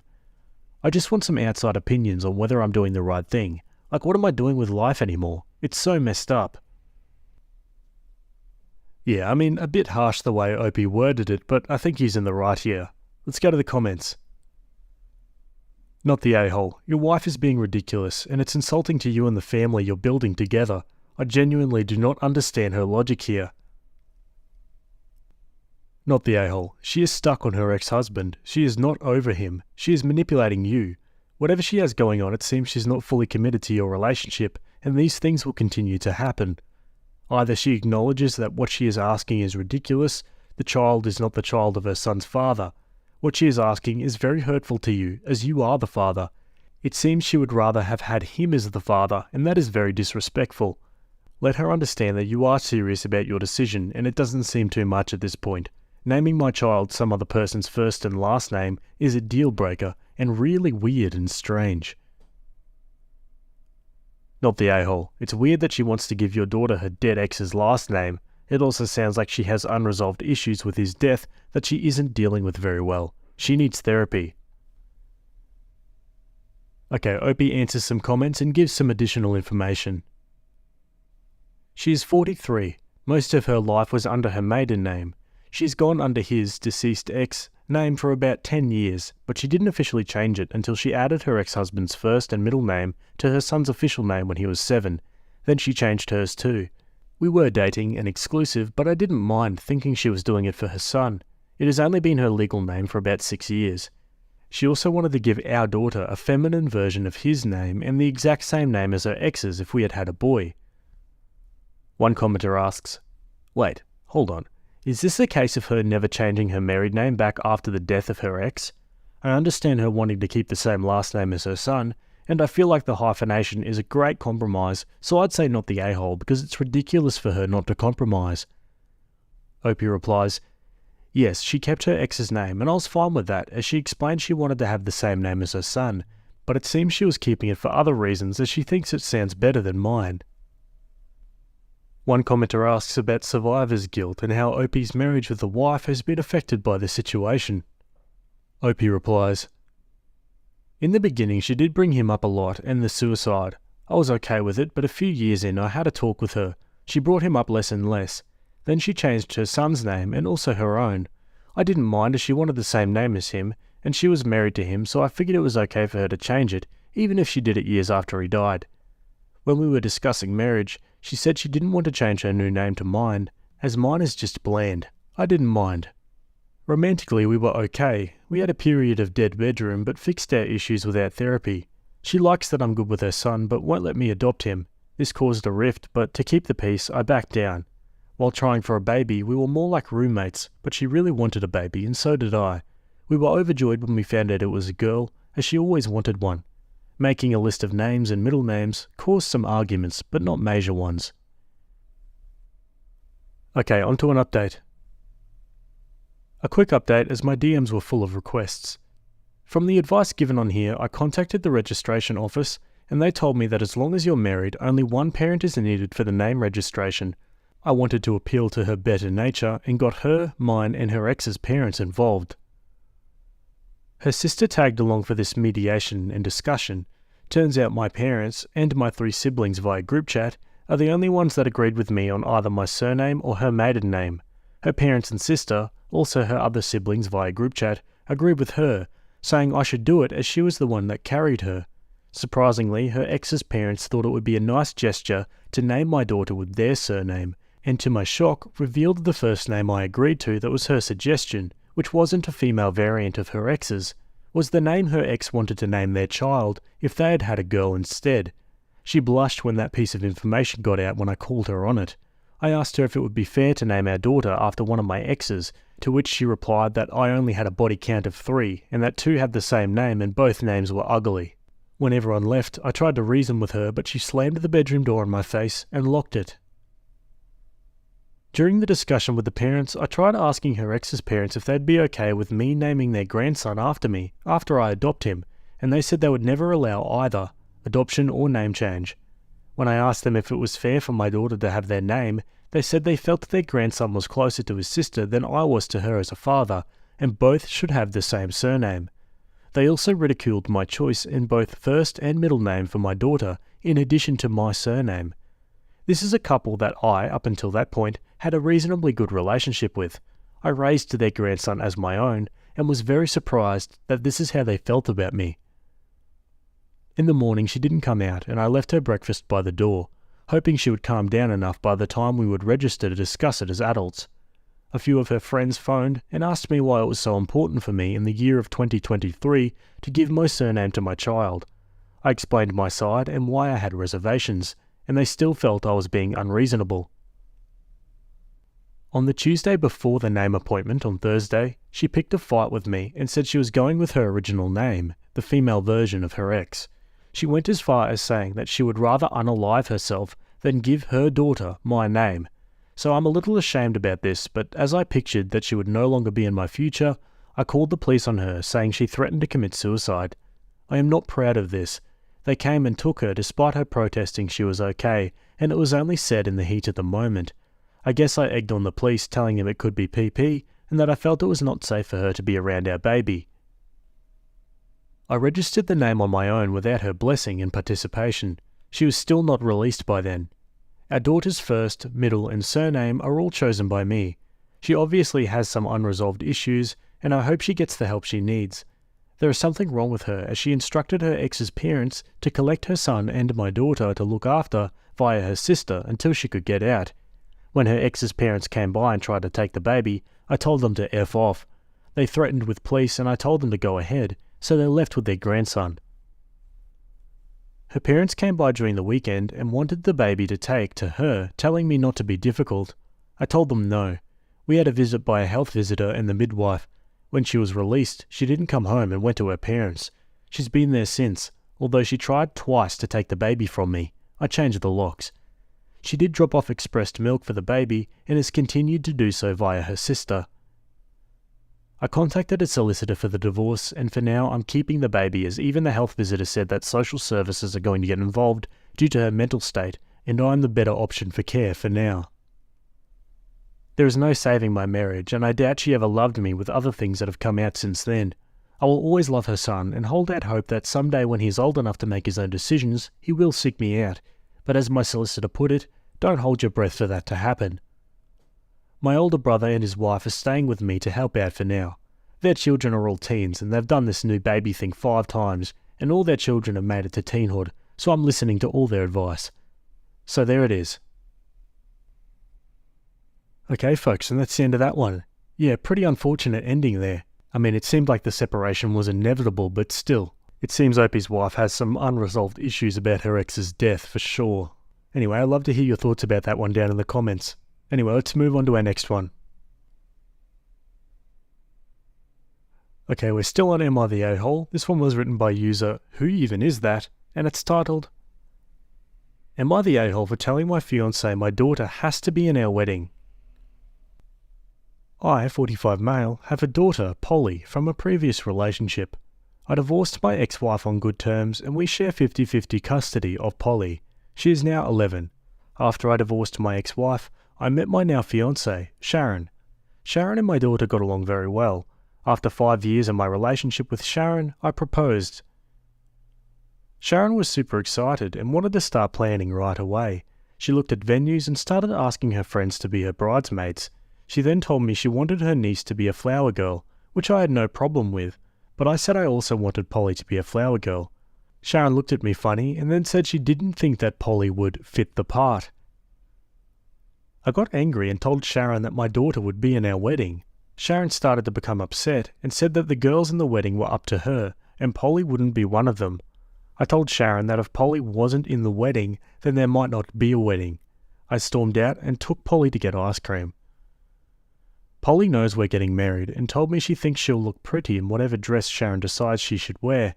Then this broke my heart and I decided to text Sharon. I told her I would be staying at a friend's to think this over.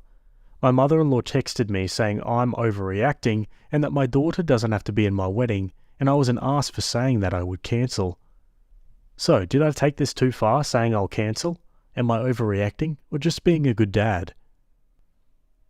And in the comments, this is a big red flag. If she doesn't want to include her stepdaughter in her wedding, then don't expect she'll include your daughter in her life. Not the a-hole. Props to you for standing up for your daughter. That's exactly what a good dad should do. Your fiancé is trying to diminish your daughter's role in your wedding. I'd be concerned that'll carry over to other parts of your life too. Whatever bullcrap she means by her not fitting the part sends up huge red flags to me too. I have kids, and this would be a deal breaker for me. Not the a-hole. Be careful, Sharon just showed you her true feelings for Polly. You want the people who mean the most in your wedding. The fact that your fiancé, who I'm guessing is younger than you, and this will be her first marriage, doesn't think your daughter fits that description is extremely telling to me. Even if Sharon gives in, you've now seen where your daughter rates in her potential stepmother's life. If you choose to ignore this, it won't be the last time your daughter is left on the outside, looking in. Yeah, 100% agree with those comments. Opie now answers some questions. Did you propose alternatives to the flower girl position? I said I wanted her in the wedding in some shape or form. I wanted her to be part of our day and not sitting with the guests while we walked down the aisle. Fiancé said it would be best if she just sat with my parents. Many have suggested a junior bridesmaid, but my fiancé still declines. I did tell my fiancé she'll be in the wedding, and if that means she has to be a groomsman, then so be it. Fiancé blew up, saying she's not a boy, and my side is only for boys. She denied my request to have a father-daughter dance with Polly, so this is why I'm rethinking the whole wedding.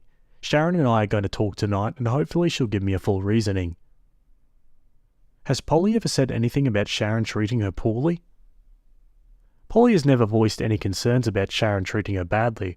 I've never seen anything happen between them, so this was very out of the blue. Surprisingly, Sharon has never had an issue with Polly until wedding talk. The two have always been super close, so her reaction shocked me for sure. I would have never popped the question if Polly wasn't comfortable. I totally understand where you're coming from. I do think it's crazy that I've never seen any signs. I've talked to Polly and told her to tell me if anything has ever happened, and Polly can't recall a single time Sharon was mean to her. Could race, weight or disability be a factor in this? My daughter is not disabled, she's on the average weight scale for an 11-year-old, and all of us in this situation are white. Opie also clarifies that his fiancée is 39. I talked to Polly's mum this morning because I wanted her to stay with her until this was figured out. Her mum says she hopes it goes well and told me I could stay with her and Polly if need be. She said Polly always comes home with nothing negative to say, so we aren't sure where this came from. Yeah, it seems weird that just now the stepmother's finally voicing her true feelings. Let's go to an update. Hey Reddit, thanks everyone for all the kind words and suggestions. To answer a few questions, my daughter is not disabled, chubby, or having an awkward face like braces or glasses. I did ask if Polly could be a groomsman, and Sharon immediately shot me down. Sharon is 39, she's the same race as my daughter, this is her first marriage. I tried to answer as many comments as possible. I came home to talk to Sharon today. When I pulled in our driveway, my mother-in-law was sitting there in her car. I got out and went inside trying to avoid talking to mother-in-law. Sharon was sitting at the kitchen table and I joined her. She sat in silence, so I asked the first question. Why does Polly not fit the part and why don't you want her in the wedding at all? Her answer full-on shocked me. She quietly said, I was hoping that after the wedding you could become a holiday visit only dad. I didn't want her in the wedding so she wouldn't be in the photos around the house since she wasn't going to be around much. I kept my cool, calmly took her hand and pulled my engagement ring off. Her eyes started to tear up. She said we shouldn't end the marriage over this and that she can change. I told her the damage was already done. I told her I wanted her things moved out by next week and that she could come get them when my daughter wasn't home. The house is in my name and I paid for it. I was allowing her to get her furniture that she paid for. She stormed out and mother-in-law came knocking on the door saying I was being unreasonable. I couldn't imagine only seeing my daughter 3 or 4 times a year. The fact that Sharon wanted me to give up part of my custody blew me away. I'm sitting on the couch just in shock. Our honeymoon was supposed to be in Hawaii.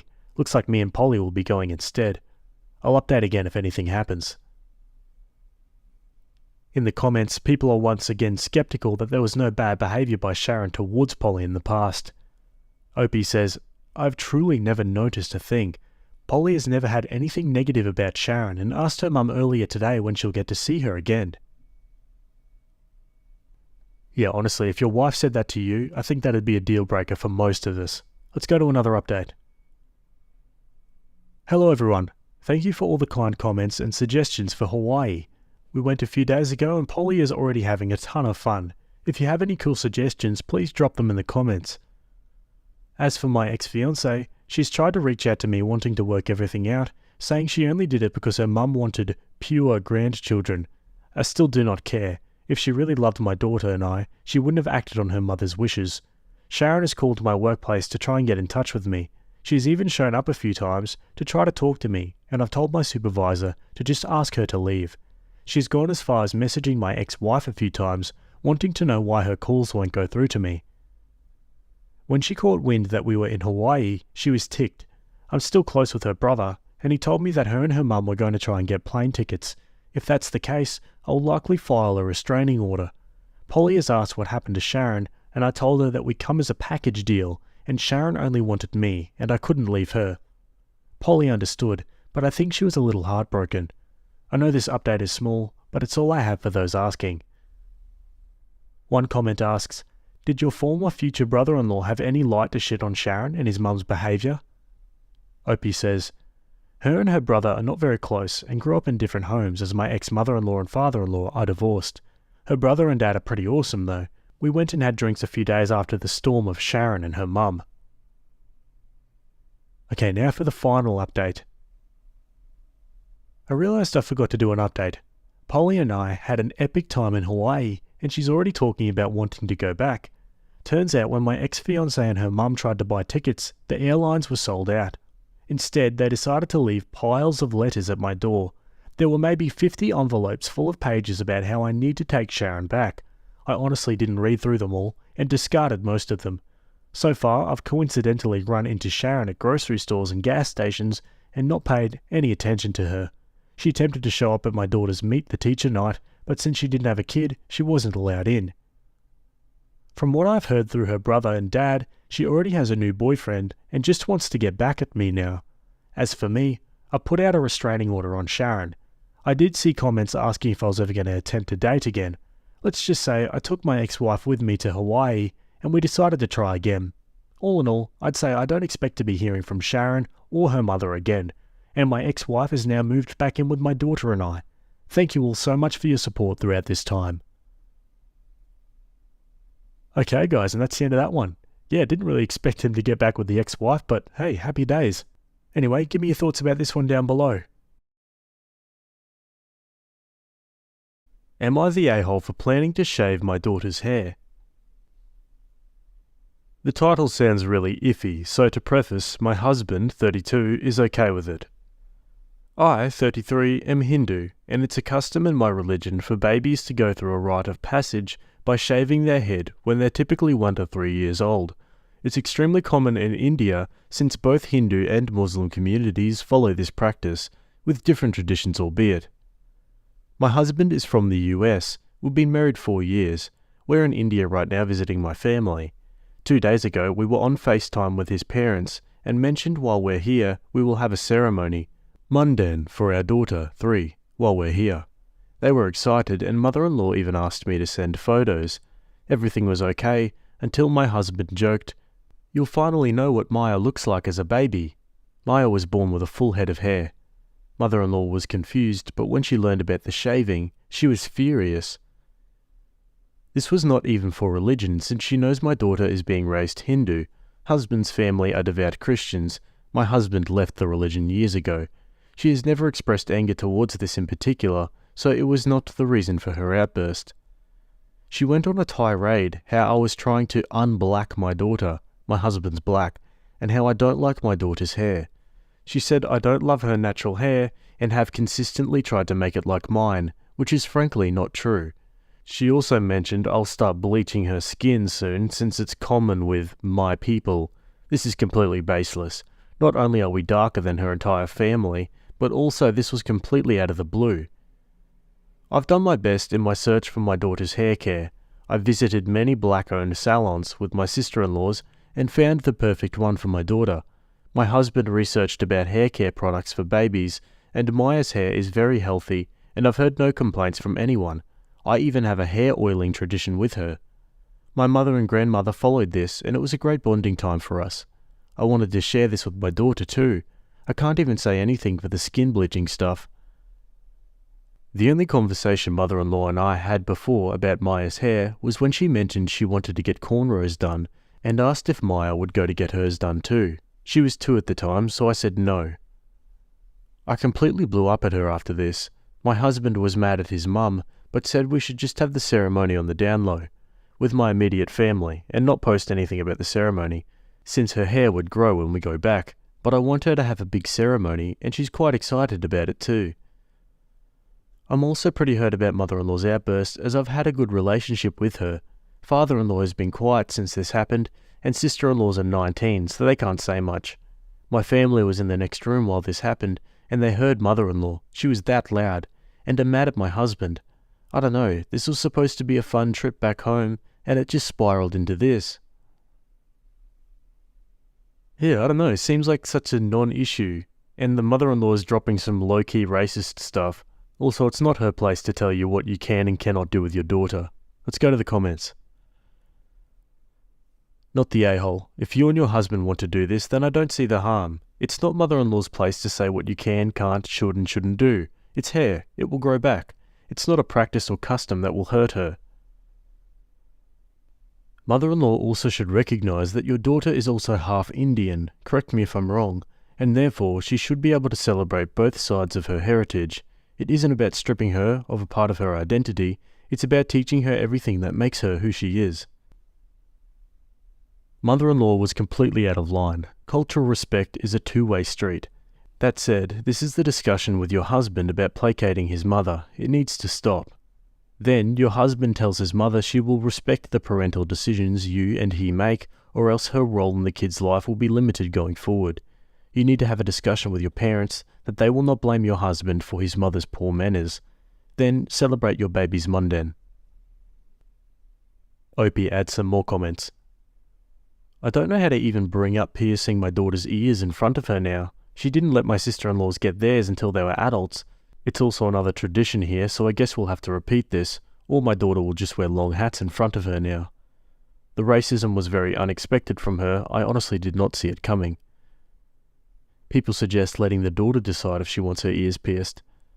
Definitely. I don't plan to do it anytime soon. It'll mostly be when she's 8 or 9, around the same time I did.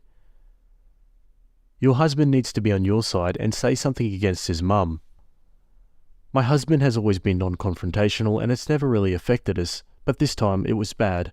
I'm definitely going to be on his case to talk to her, because this can't keep on repeating.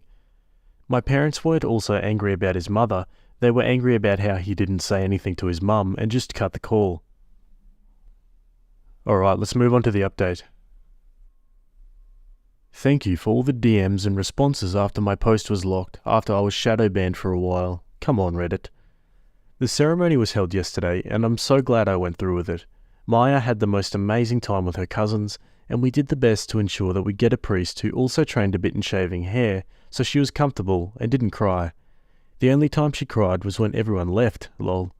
I'm so glad that I didn't cancel, especially after reading that one comment saying that I'm racist for doing this ceremony for my daughter, especially since she's black too. I still don't understand the thought process behind that. We had a great day with our family, and Maya was so glad to see her uncles, my brother and cousin, whom also flew out from the US for the ceremony. But it seems like our day was too good, and mother-in-law called us screaming, seeing the pictures my relatives posted on Instagram. She wasted no time this time around, and went for her actual reason for being so against all this. As many of you suspected, she was still resentful that my husband married a Hindu. She somehow expected me to raise my daughter Christian, which totally blindsided me. Father-in-law was also pretty much on her side. This time around, my parents also came and spoke to her, because they did not like how she was talking to me, and my husband was being a complete wuss, leaving that for later right now. We kind of diffused the situation for now, and I'm so glad my parents are still there for me. Oh, and the most surprising part? Sister-in-laws told me mother-in-law had herself shaved her daughter's hair when they were toddlers, since no stylist would work with kids that young in their area.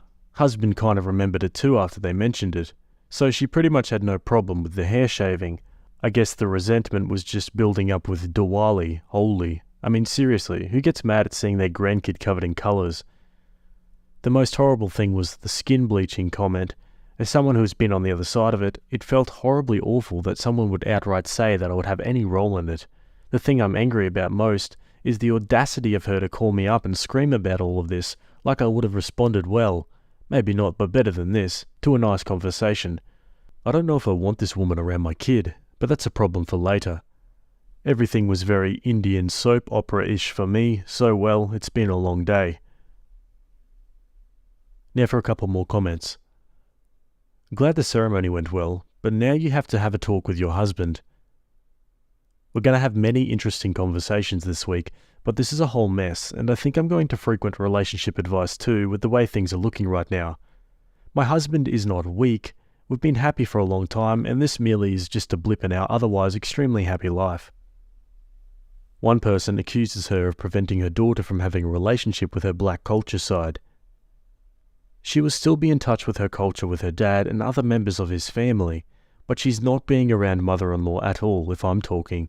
I can't believe how you're excusing all of the vile crap she said. I don't want my daughter to ever be in a situation like this with her. My husband is the one who decides what aspects of his culture he wishes to pass on to our child. He was accepting of this tradition in particular, so he decided to go ahead with it. And after the crap I heard from mother-in-law, I'm definitely not going to ever take her input anywhere. Okay, Opie makes a separate post on a different subreddit called Mother-in-Laws from Hell. She's just been horrible to me the past few days, and I've realised I have no real relationship with her, and at this point, having no relationship is better than what I have right now. To preface, I'm Indian, my husband is African American, hence my daughter is mixed race. I'm a practicing Hindu and my husband was Christian, but he left the religion about 12 years ago. His family still practice the religion. Our daughter is being raised only Hindu since he does not practice Christianity anymore. I had a really bad conversation with my mother-in-law, and I do not want to have any contact with her. I need advice on how to bring it up with my husband, and maybe even any suggestions on how we'd handle it. Just summing up what happened. 1. My husband and I held a Hindu religious ceremony for my daughter, Maya. Mother-in-law was not happy with the head shaving aspects of the ceremony, and accused me of unblacking my daughter.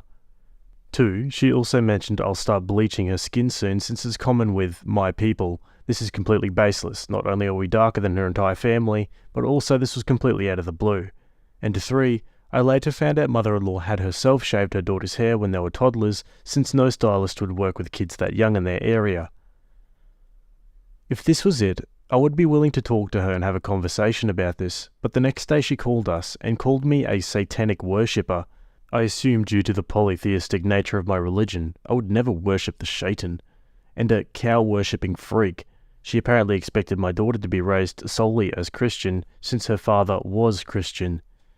She also expressed distaste, and I'm putting this mildly, at my daughter being bilingual because she thinks it to be a secret code for the other set of grandparents, and insinuated that I was so extremely lucky that I did not marry an Indian guy who'd asked me to send bobs and vagine, referring to the racist meme being circulated a while back. I don't know where she learnt about it. When I first started dating him, I knew there were going to be cultural clashes, but I've usually been accommodating of their traditions and have celebrated with them. In fact, before Maya was born, we only used to celebrate their traditions, and I used to go to a local temple to celebrate my festivals with other Hindu people in my area. My husband would join me sometimes, but there was no initiation from his family at all, even after I was married. The only time I remember that I didn't agree to participate in a tradition of theirs is when I refused to wear a white dress in one part of our wedding. Hindu people wear white to funerals, so white is considered extremely inauspicious for the bride to wear at weddings. We usually wear red. I honestly found all of this to be completely unhinged, because how does someone's brain work like this?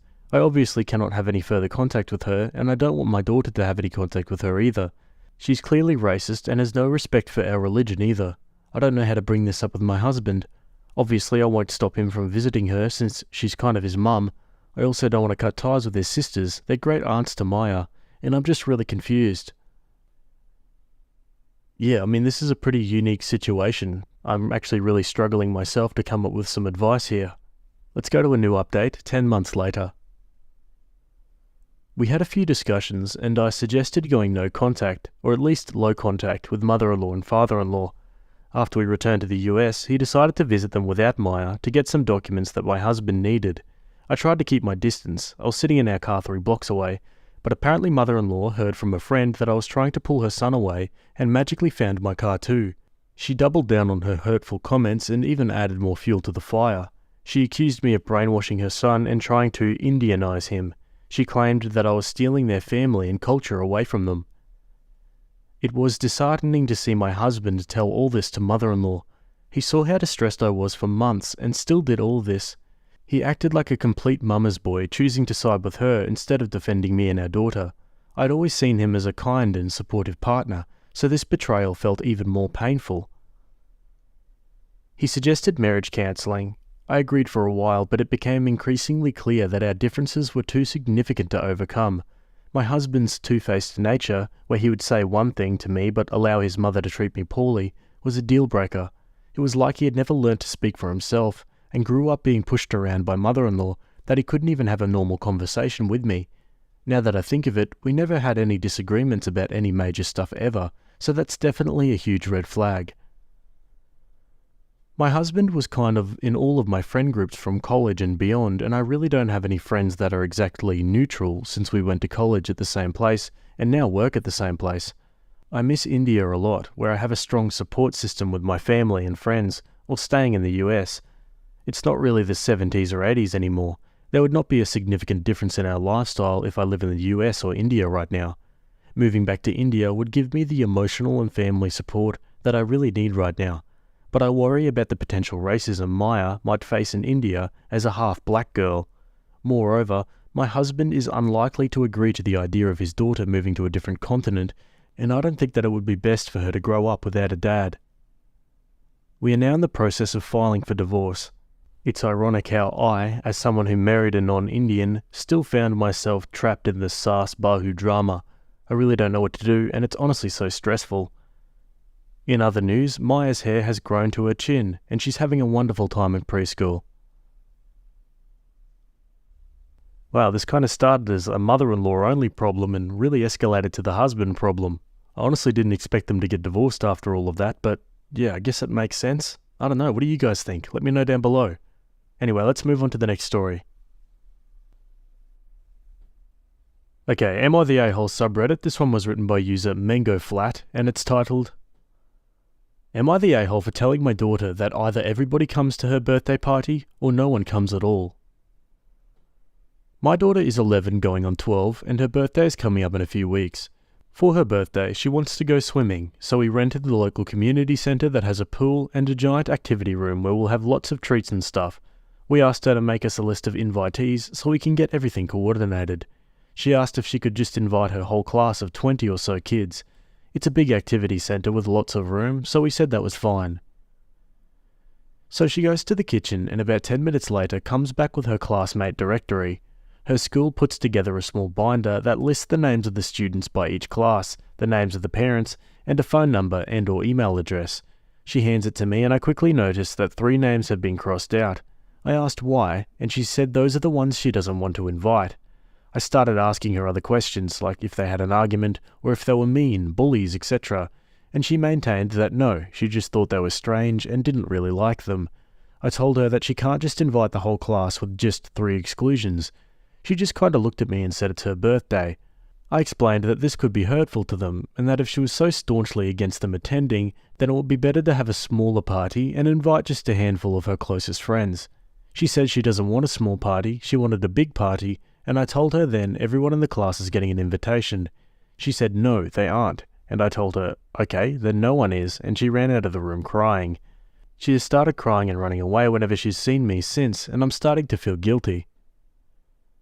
My wife was frustrated with me and said that she gets where I'm coming from, but it is her birthday and she should only have the people she wants there. I tried to explain that I don't want our daughter to be a reason these 3 kids have a crappy time in school. I can't in good conscience let her exclude other kids like this. Am I the a-hole here? Wife says all we need to worry about is daughter having a fun birthday, and I'm already ruining for picking a fight over something no one will remember years down the road. But I don't agree at all. If they were bullies, that would be one thing, but they aren't. So to me, it's cruelty, and cruelty sticks with people. Yeah, I think Opie's got the right idea here. There's nothing inherently bad about teaching kindness to your kid at a young age. I think an important life lesson could be learned here for sure. Let's see what the comments think. Not the a-hole. Can I suggest you speak to your daughter's teacher and ask if there's been any issues or trouble where the 3 she won't invite are concerned? But you are right, if there are no issues, it should be all or none. Opie replies, That's a great suggestion. I'll definitely ask about the interactions. I know that sometimes kids don't tell the whole story to their parents for many reasons. Thanks for the feedback. Not the a-hole. Kudos for teaching her right versus wrong. Maybe turn it around and ask her how she would feel if she was one of 3 excluded from a classmate's birthday party. Opie replies, Great suggestion. Might be more effective than just explaining that it could hurt their feelings. I should have worded it like this instead. We'll have this conversation soon.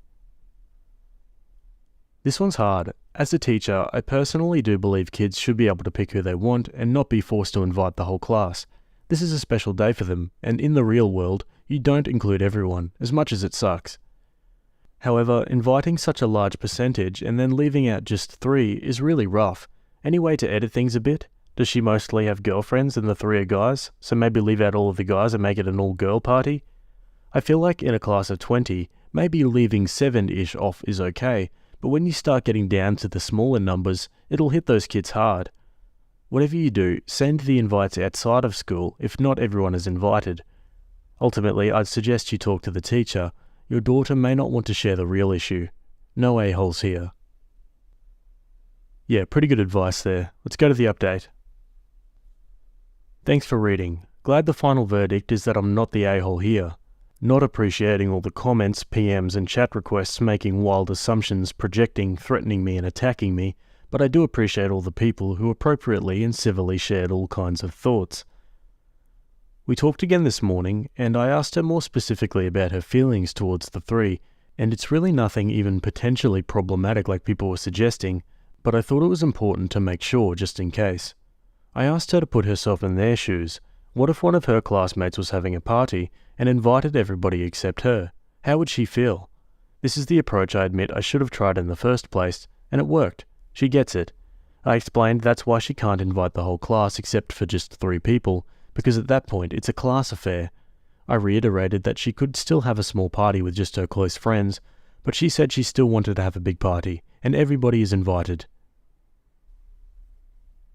Oh, there you go, guys, and that's the end of that story. Yeah, I guess this one just boiled down to, a miscommunication, I suppose. Just wording something like that a little bit differently can make all the difference. Anyway, I'd love to hear your thoughts about this one down below. Boyfriend bought his female friend a Tiffany necklace for her birthday. I feel weird about it. Help me decide if I'm blowing this out of proportion before I overreact. My boyfriend of 11 months has a best friend, a girl best friend. I've been totally fine with this from the beginning because she was here before me and they've been friends since college. Although I feel it's important to add that they've never had the chance to date because they were both in relationships when they met. She's also been single for the past 3 months. Her birthday is this Friday and my boyfriend wanted to get her something really special.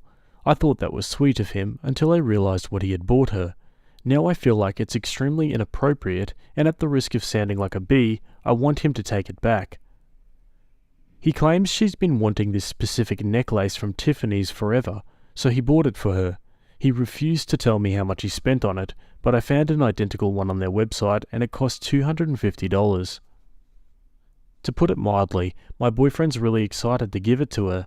He says it's also a thank you gift for helping get him through a couple of crazy semesters at graduate school.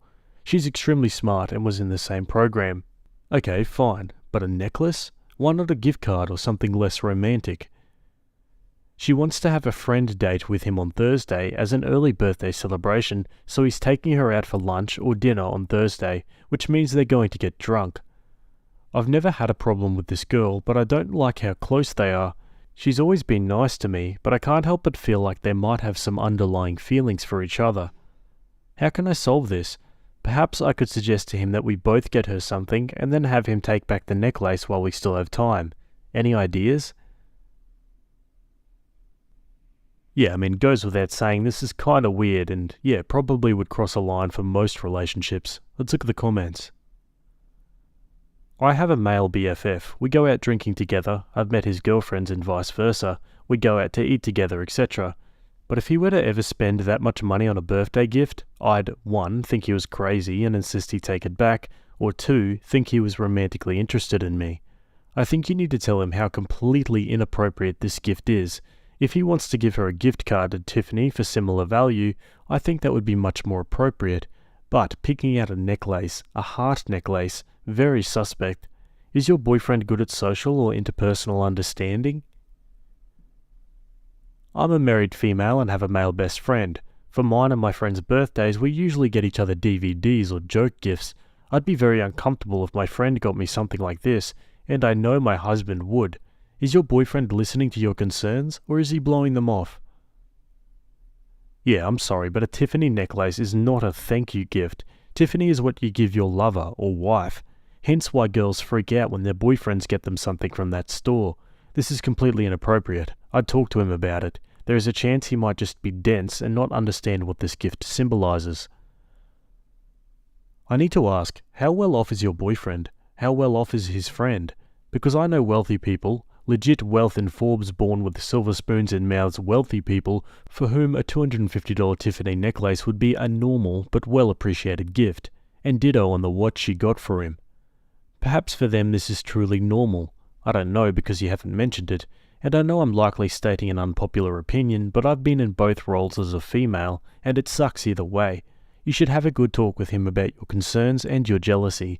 Explain to him how you see it as justified, because if my wealth hypothesis holds, he might not understand. Forgot to mention, if wealth thing isn't true, then have a chat and explain it to him anyhow. Be open. Yeah, good comment there, and some good advice all around. Let's go to an update. First of all, thank you so much for all the support on my prior post. I can't believe how many comments I received. I had a sit-down talk with my boyfriend this afternoon. He was very supportive and understanding, for the most part. I explained my feelings to him regarding the Tiffany heart necklace and he immediately agreed to return it. He seemed really disappointed over it, but he said he understood where I was coming from. So what we were going to do was buy her something together as a couple. We had already come up with a list of ideas and planned to go shopping tomorrow, until the friend date. This is where things got ugly.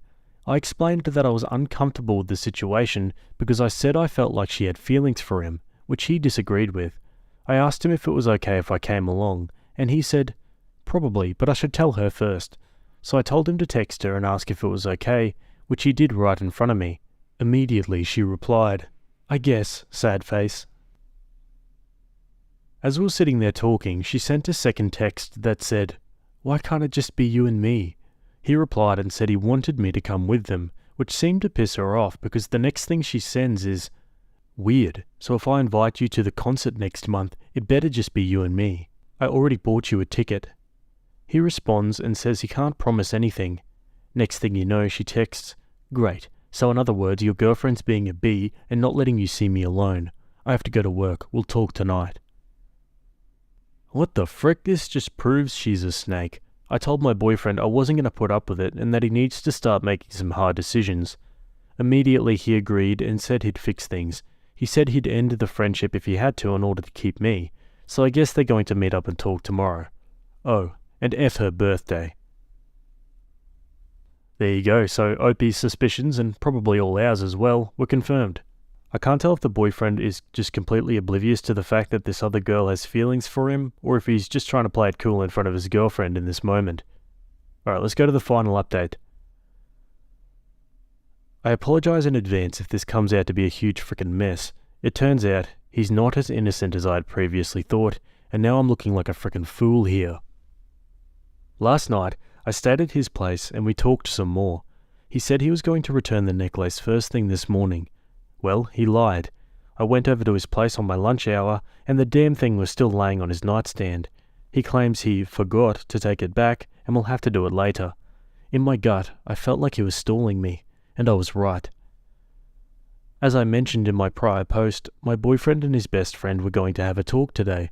I honestly believed he was going to distance himself from her and explain to her that her actions were inappropriate. Well, that didn't happen.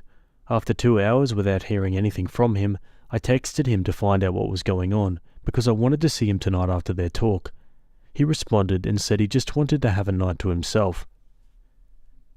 Right away, alarm bells are going off in my head because he's sending me short texts and is barely answering any of my questions.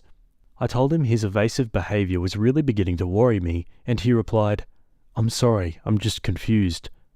I texted back, "What do you mean you're confused? Confused about what?" He took forever to respond, but eventually admitted he was confused about our relationship. Instead of fighting over text, I went over to his place to figure out what the problem was. After lots of arguing, he finally gave me the truth. Apparently, during their talk this afternoon, she told him she's had feelings for him since college, and it's gotten to the point now where it's hard for her to be around him. I asked him if the feelings were mutual, and he replied, "I don't know." In other words, yes. I asked what else was said during this talk, and he said she basically feels bad because she feels like she's ruining our relationship and getting in between us. Well, no crap. That's when he brought up the idea of us possibly going on a break so he can sort their friendship out. I told him I would never agree to something like that because it just gives him a license to sleep with her, which brought up my next point. I asked if he ever cheated on me with her, and suddenly he became very defensive. He said they only fooled around back when he was single. Funny how he never mentioned that before. I told him I didn't believe him because of how defensive he was. He then admitted that she kissed him during their talk, but he pulled away after a couple of seconds because he felt bad. But that's all that happened. Yeah, I'm not stupid. Even if it was just a kiss, he should have made it clear to her that he wasn't interested. Not this, "I don't know if I have feelings for her," BS. At that point, I told him we were done. Our relationship is over. I don't want to be in a relationship with someone I cannot trust. He didn't even fight for me. All he did was apologize and said he didn't mean to hurt me. Whatever, it's all bullcrap. All the signs were there, but I chose to ignore them. The flowers, the watch, the heart necklace, the way she acted around him, etc. All of the signs were there. I'm really trying to look at the bright side. I know I deserve better. I already feel like a weight has been lifted off my shoulders. My relationship wasn't going anywhere, especially with her in the picture, and I should have ended it earlier. I'm extremely grateful that this happened now, and not a couple of years down the road when we were engaged or something.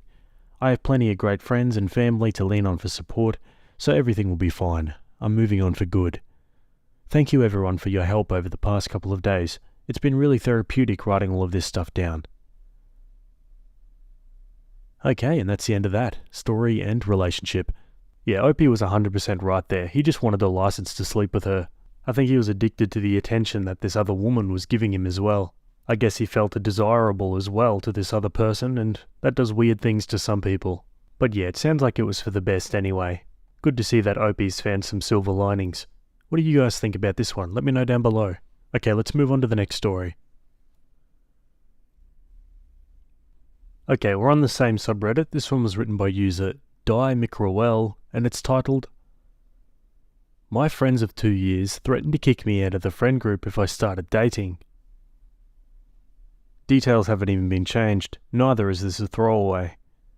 I've been working at a school as a teacher for 2 years now, and this is how I met my friends Anna and Daniel. They both teach classes there as well, and we get along great. We often hang out together after school with our other colleagues, and I really do consider them to be my friends.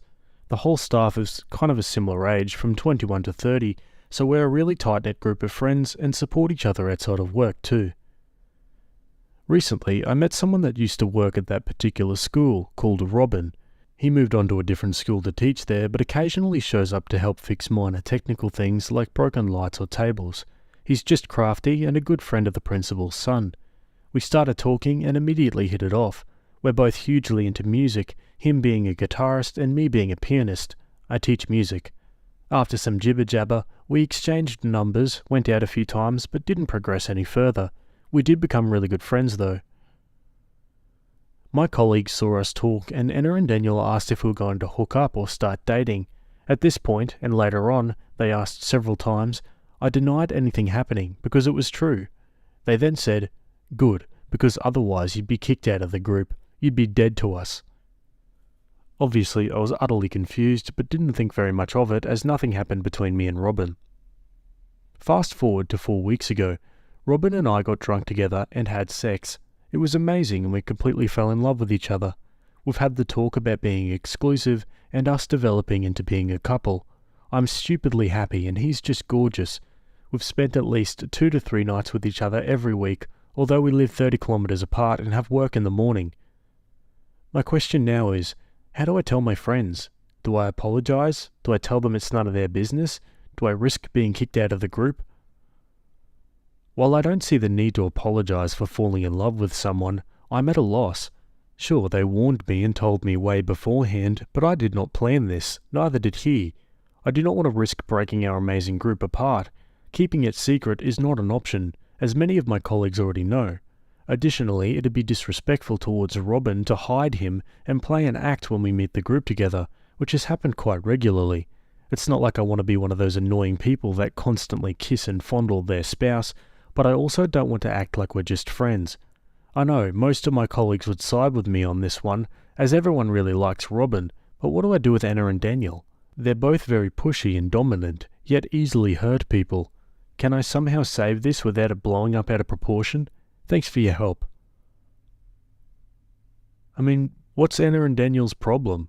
Like, there's obviously got to be something going on with this guy for them to feel that way, right? Okay, now for the comments, and Opie answers some questions there. One commenter suggests something to say to Anna and Daniel. Look guys, if there's some reason I shouldn't date Robin other than we don't want you to, I'm going to need specifics here, because otherwise not being able to socialise with people who think they should be entitled to veto power over my love life doesn't sound like such a terrible consequence. Opie replies, That's great, thank you. So do you not think I should apologise in advance and go about it as, I've to admit something? Is this too passive? Why do they feel so strongly about this guy? Or is it just the prospect of losing you? Either way, these don't really sound like good friends. I would ditch them and bang Robin to your heart's content. Opie replies, They like him just as much as me. They've told him the same thing. If he hooks up with me, he's dead to them as well. We're both confused and have no idea. A commenter adds, And when you ask them why, what did they say? Opie says, You don't F friends, it's rude, and if you're not hooking up, why do you care? Is there any possibility I can edit this into my original post?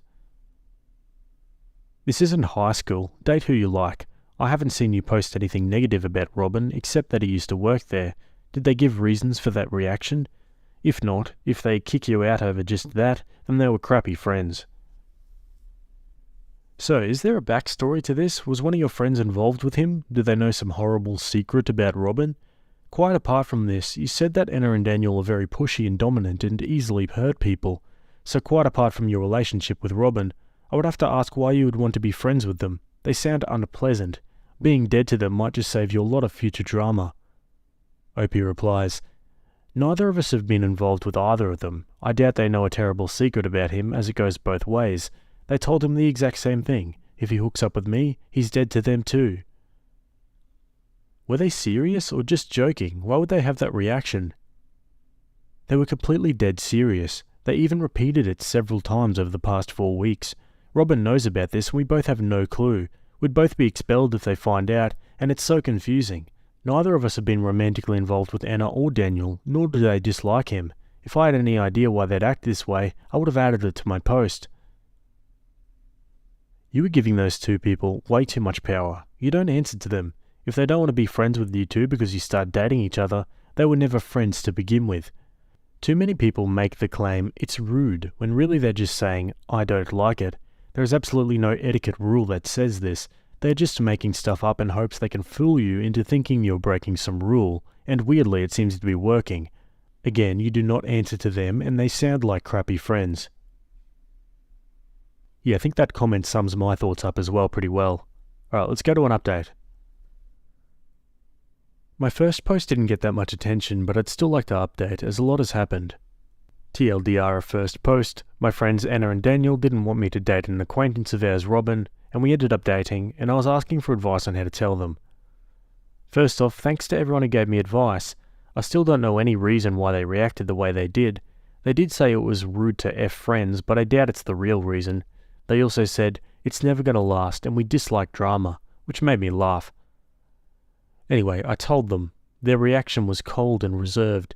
They basically won't kick me out or uninvite me from future events or anything, but they were very direct about highly disliking us dating. Well, I didn't expect anything different. Like Saturday, we attended a gathering Anna and Daniel had planned. It was a poker night with some relaxed drinking and just chatting for the entire group. We didn't show up together as Robin had to work and joined in later. He hugged me to say hello. Didn't even kiss me or anything, but that's when the snarky comments started. We sat next to each other, and whenever I dared to touch his hand, his back, or show any kind of affection, which I showed towards my other friends as well, I got smacked. Not hard, nothing that hurt, but I got a smack on the head. I didn't know how to react and just played calm, but I could tell Robin started to get really angry. A few minutes later, Anna sat me down and told me we should be less happy couple-y and behave more politely. Again, I nodded because I didn't want to cause any drama. Well, Robin noticed and got rather annoyed with Anna and Daniel. He was having none of their crap and called them out on it. Anna and Daniel weren't even defending themselves and just said, "Deal with it." That was when we decided to leave. A few minutes later, I get a message from Anna asking, "Did you take him home?" which I didn't reply to. We haven't talked since, and I honestly do not intend to continue a friendship with them. Last night, I received an invitation for another gathering of that sort, but Robin didn't. I don't want to go, but that would probably cause a lot of drama. On to some better news. Robin and I are now officially dating, and I, accidentally, met his entire family. I was attending an open-air bar with a few of my other friends, where Robin occasionally does sound tech for concerts. Well, his entire family was there because it's rather close to where they live, and I had to meet them all because his little sister, 15, had talked about me to them. Everyone was really friendly, open, and to be honest, excited to meet me. It was a bit odd, but I really enjoyed everyone's company. I do not know how to handle Anna and Daniel's invitation, though. Should I attend and just let the problem die down and wait for them to accept Robin and me dating? Should I not attend to make a point? Surely you would just not go, right? Like, it's clear these people don't have your best interests at heart. I'm also still so confused about why they're mad about OP dating this guy. Like, there's got to be something else. Okay, final edit. Thanks to everyone. I appreciate your advice and will go with it. I texted Anna that I do not intend to attend any further events if they do not recognize my relationship with Robin. It's a package deal. The message was like this. Anna, as much as I appreciated our last 2 years together as friends and felt welcome in the group, this time has passed. Your hostility towards me and Robin was over the top and uncalled for. Neither you nor Daniel gave me a solid reason to why you dislike us dating, so I won't give your opinion another thought. I gave you the benefit of the doubt and thought maybe you just wanted to protect the dynamic of the group, but it turns out you were just nasty. I want you to be aware that our colleagues noticed you smacking me, and I'm seriously ticked you did that. I would never ever do that to you, even if you inappropriately kissed my brother in front of my face. I got a few messages asking if I was alright. I appreciate their support and want you to know that I'm not backing off. If you and Daniel don't come around and respect me and Robin being a couple, we're through. I will not attend any further events as long as you have not sincerely apologized. I hope you understood this message. Make me choose and you lose. I'll wait for your message. OP. And mic drop. I reckon that'll do the trick. Can't help but feel like either Anna or Daniel probably have a thing for either OP or Robin. Like, their behaviour just reeks of jealousy. I mean, there's no other explanation, really. I mean, what do you guys think? Do you think Anna or Daniel had a thing for OP? Or perhaps some other reason? Let me know. My boyfriend is a passport bro, and I had no idea. I've been with my boyfriend for 8 months. Things have been going really well between us up until a few days ago. A little backstory. I'm from a Central European country, and he's American. He said he settled in my country because of work opportunities. We met in a coffee house where I work as a barista. We clicked instantly and started going out a few weeks later. Everything was so good, and we had so much fun. Fast forward to last week. He asked me to help him with some documentation. I was happy to, as I know my language is hard to understand and even translate sometimes. When I was searching online on his laptop, I stumbled upon some weird websites. They were all about passport bros. I didn't even know what the hell that was at first, and basically had tips on how to settle in foreign countries, where to find a traditional bride, which country has the most beautiful women, etc. I was shocked and so confused. I know I shouldn't have done it, but I wanted to gain some clarity and checked his profile on one of these websites. He had full-on conversations about Eastern European countries, European women, how easy or hard it is to take them out on dates, if it would be better to settle down in Asia instead, and so on. He decided to settle down in my country. I feel dehumanized and like he fetishized me and the women from my country. Also, our whole relationship has been built on a lie because he told me he settled down here because he got a job offer. After I found all this stuff, I quickly took a few pictures as proof and then made up an excuse to come home. He tried to reach out a few times, but I told him I don't feel well, so I can't meet up right now. I can't even look at him. I feel so disgusted. Am I overreacting? And how can I confront him about all of this? Yeah, nah, that's weird, man. I mean, I've always heard stories about guys from Western countries going to poorer countries because it's easier to get brides there, things like that. I've even heard stuff like guys going to other countries because the age of consent is younger and things like that. Gee, it just makes your skin crawl. Let's go to the comments. Visit the Passport Bros subreddit. It's an eye-opener. End the relationship. If you guys live separately, I'd just text him the pictures and inform him you don't plan on being his docile Euro wife, and let him know that one thing European women and American women have in common is none of them are going to settle for a weirdo. Oh, good God, no. A quick, I'm sorry, but on reflection this isn't a good fit for me. I no longer wish to be in contact with you. And then move on. You're not required to say why. You inform him that you're no longer interested because you're a decent human being, and also because you want him to know that you no longer want to be in contact with him. Last thing you want is him persistently reaching out thinking that maybe you're ill or some such. No, break it off clean and then block. That way you also have a record in case of harassment. I would just exit the relationship. You're both young and you have some time to find someone who will respect you. My understanding is passport bros want submissive women who do all the labour and likely still contribute 50% financially. It's a lose-win situation for you. Okay, let's see what Opie does. Wanted to come on here and reply to a few things and give a little update. I had no idea the last post was going to blow up so quickly and get so many comments. For this reason, I didn't go into too many details in my last post. 1. When I read his comments on those websites, it felt dehumanizing and fetishizing. They were making stereotypes about us that are either untrue or outdated. We have all kinds of women here, just like in other countries. Some like to party, some don't. Some are looking for flings, some want long-term relationships. Some want to stay single and childless forever. It's not true that most of us are submissive women who obey our husbands. Try telling that to a Central European woman face to face and see her reaction, haha. 2. He told me he only came for work, and it's funny we met because he wasn't planning on getting into a relationship. Judging by his comments online, it was a lie, and he came here to look for a traditional wife. 3. Surprisingly, he never actually told me that he wanted a traditional relationship. He doesn't do anything that's considered traditional in my culture either. I work hard for my own money and go to university, so I don't want to be a housewife or a stay-at-home mum in the near future. We've talked about this, so he knows. What worries me is that someone online told him to start a relationship and then try to make it more traditional over time.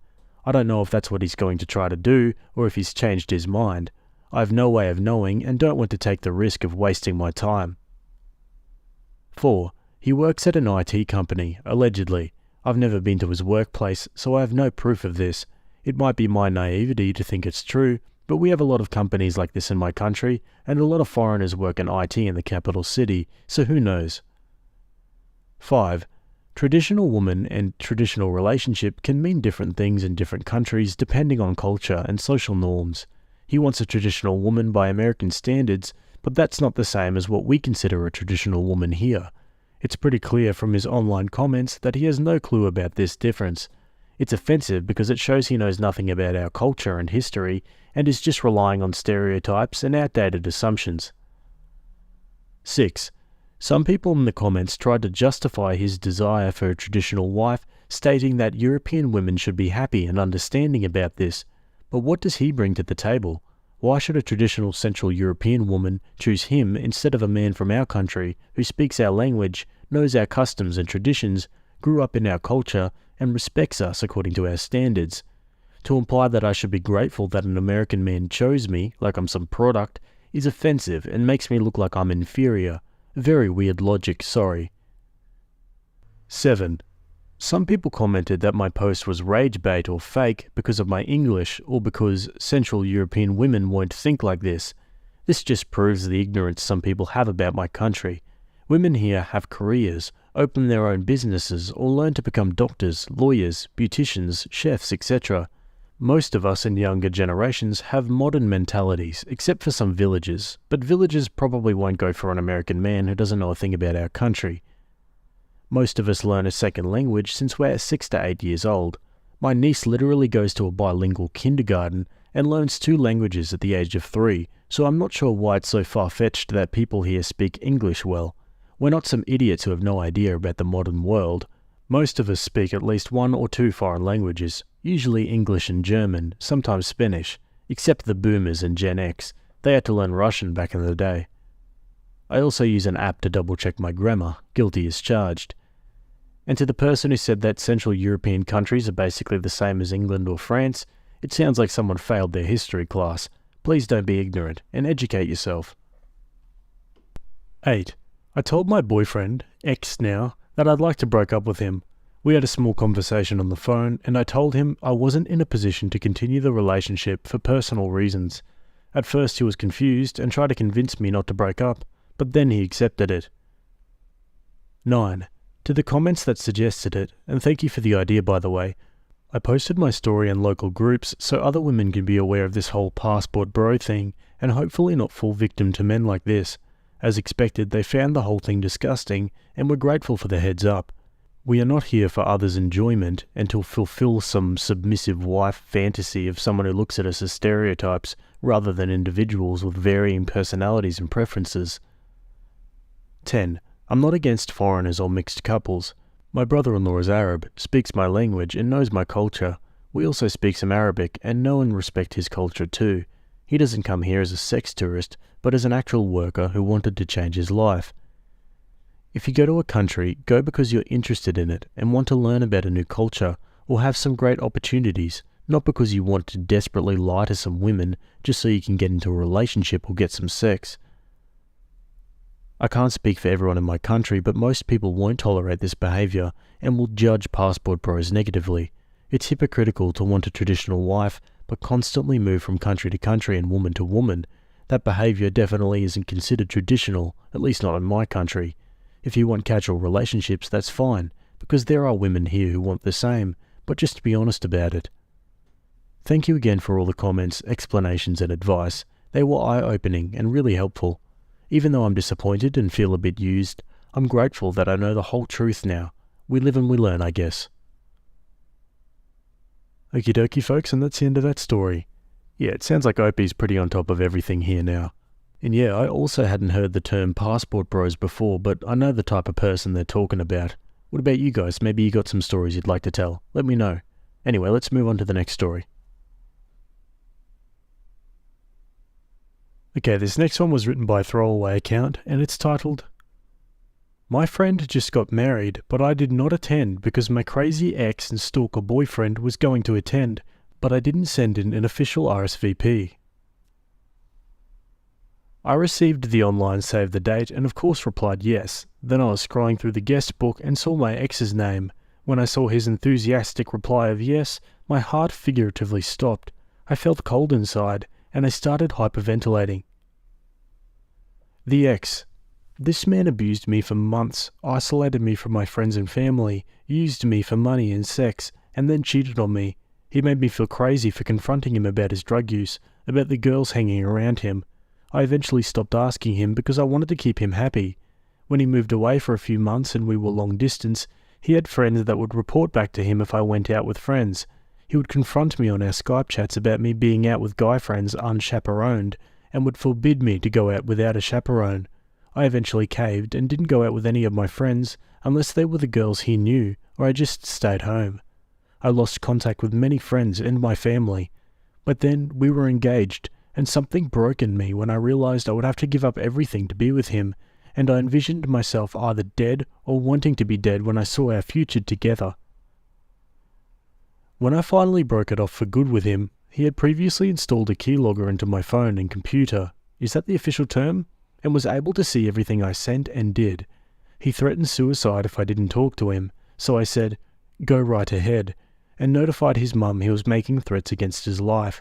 I told her that if he contacted me again, I was going to the cops. She said she would take care of it.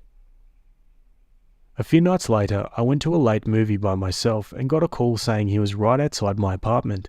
He saw my light on and just wanted to talk. I was not there at the time. He had a history of stalking and previous allegations of abusing his ex-girlfriends. The next day, I started the proceedings to get a restraining order out on him. Fun fact, they are really hard to get. The order of protection was granted for 1 year, and I've moved on. I got a new laptop, phone, and changed my address. He was blocked on Facebook, and I deleted all of our mutual Facebook friends so they couldn't report back to him on me. Now, seeing him RSVP to a mutual friend's wedding threw me off kilter.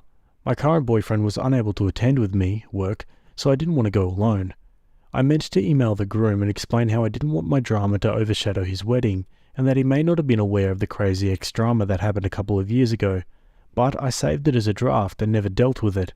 I pushed it back to my mind and was focusing on work and school. But I got the email reminding me about the wedding. I didn't know what to do and did not show up. I sent the newly married couple an Amazon package from their wedding registry with my apologies and offers to take them out to dinner after their honeymoon, but I don't know how to ask him now. Questions. How do I bring this up to the groom? How do I explain why I didn't reply and why I didn't show up? Do I go into detail about the horrible things my ex did? Do I show them a copy of the restraining order? Do I just continue to ignore and later message the groom to just take them out for dinner? Now for some comments. Your concerns seem reasonable, and you're not the only person to have ever said yes to an RSVP and not shown up. Just try to get in contact with the groom and continue the friendship you have, if you want to. Well, the bad news is that you screwed up and didn't deal with this before the wedding. The good news is that you're doing about as well as possible to fix this. Gift plus apology letter. You only have to give them as much detail about your ex as you feel comfortable with. It sounds like despite the fact that the groom is a mutual friend, he didn't know about the abuse. You have a restraining order, so had you attended, I'm assuming that ex attending as well would have put him in violation of that order. You can basically tell him that you have a restraining order against X and that you didn't want him to have to deal with the drama between you and him, i.e. he would have to pick one, legal issues if both attend, and didn't know how to bring it up. You don't have to go into any detail, unless your friend asks and you're comfortable doing so, but you probably will have to give the basic reason for not being able to attend, or your friend is unlikely to understand. Also, anyone who has been in an abusive relationship that was bad enough to allow for a restraining order should schedule some time with a therapist to make sure that your abusive partner didn't cause any damage to self-esteem or image or other issues that would cause problems in future relationships.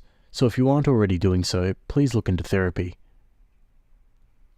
I just got married. Several people said yes they were coming and then didn't come. I would love to hear from those people. I'm not mad, just curious.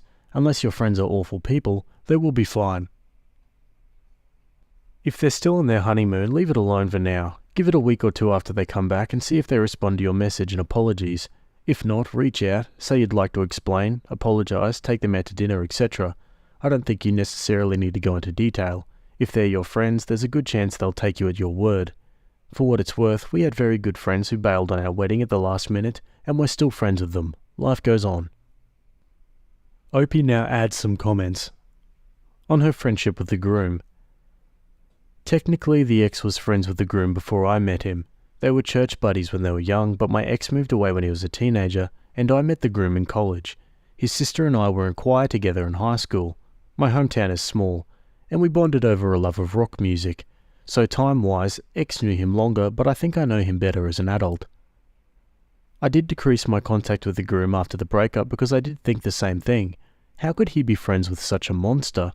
I cut contact with all the people who were friends with the ex because I didn't know if they would report back to the ex, but I would still go to his rock shows and occasionally text him until he got really serious with his now wife, and then we just sort of followed each other on Facebook. If I tell the groom about what happened to me, would it decrease my chances of seeing the ex again? I don't ever want to see the ex again in this lifetime or the next. Part of me was hoping he was dead or in jail.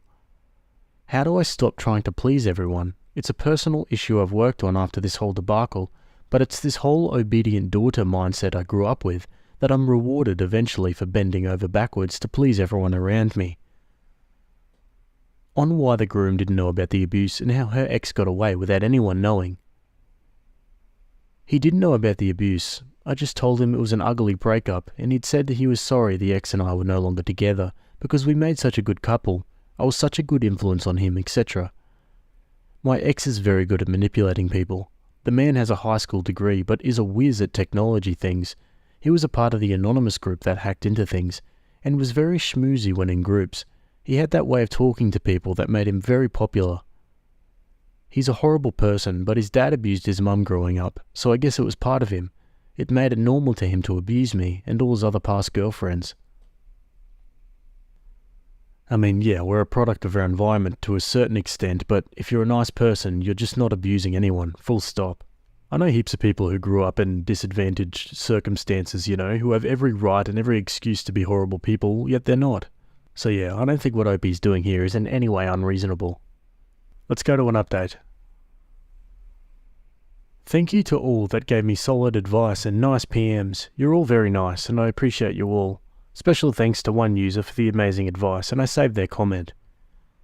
So I took the advice of some to call my friend rather than an impersonal email or Facebook message, and left a nice voicemail offering to take him and his wife to dinner and apologising for missing their wedding. He called back and squeezed me in their packed schedule before they left for their honeymoon.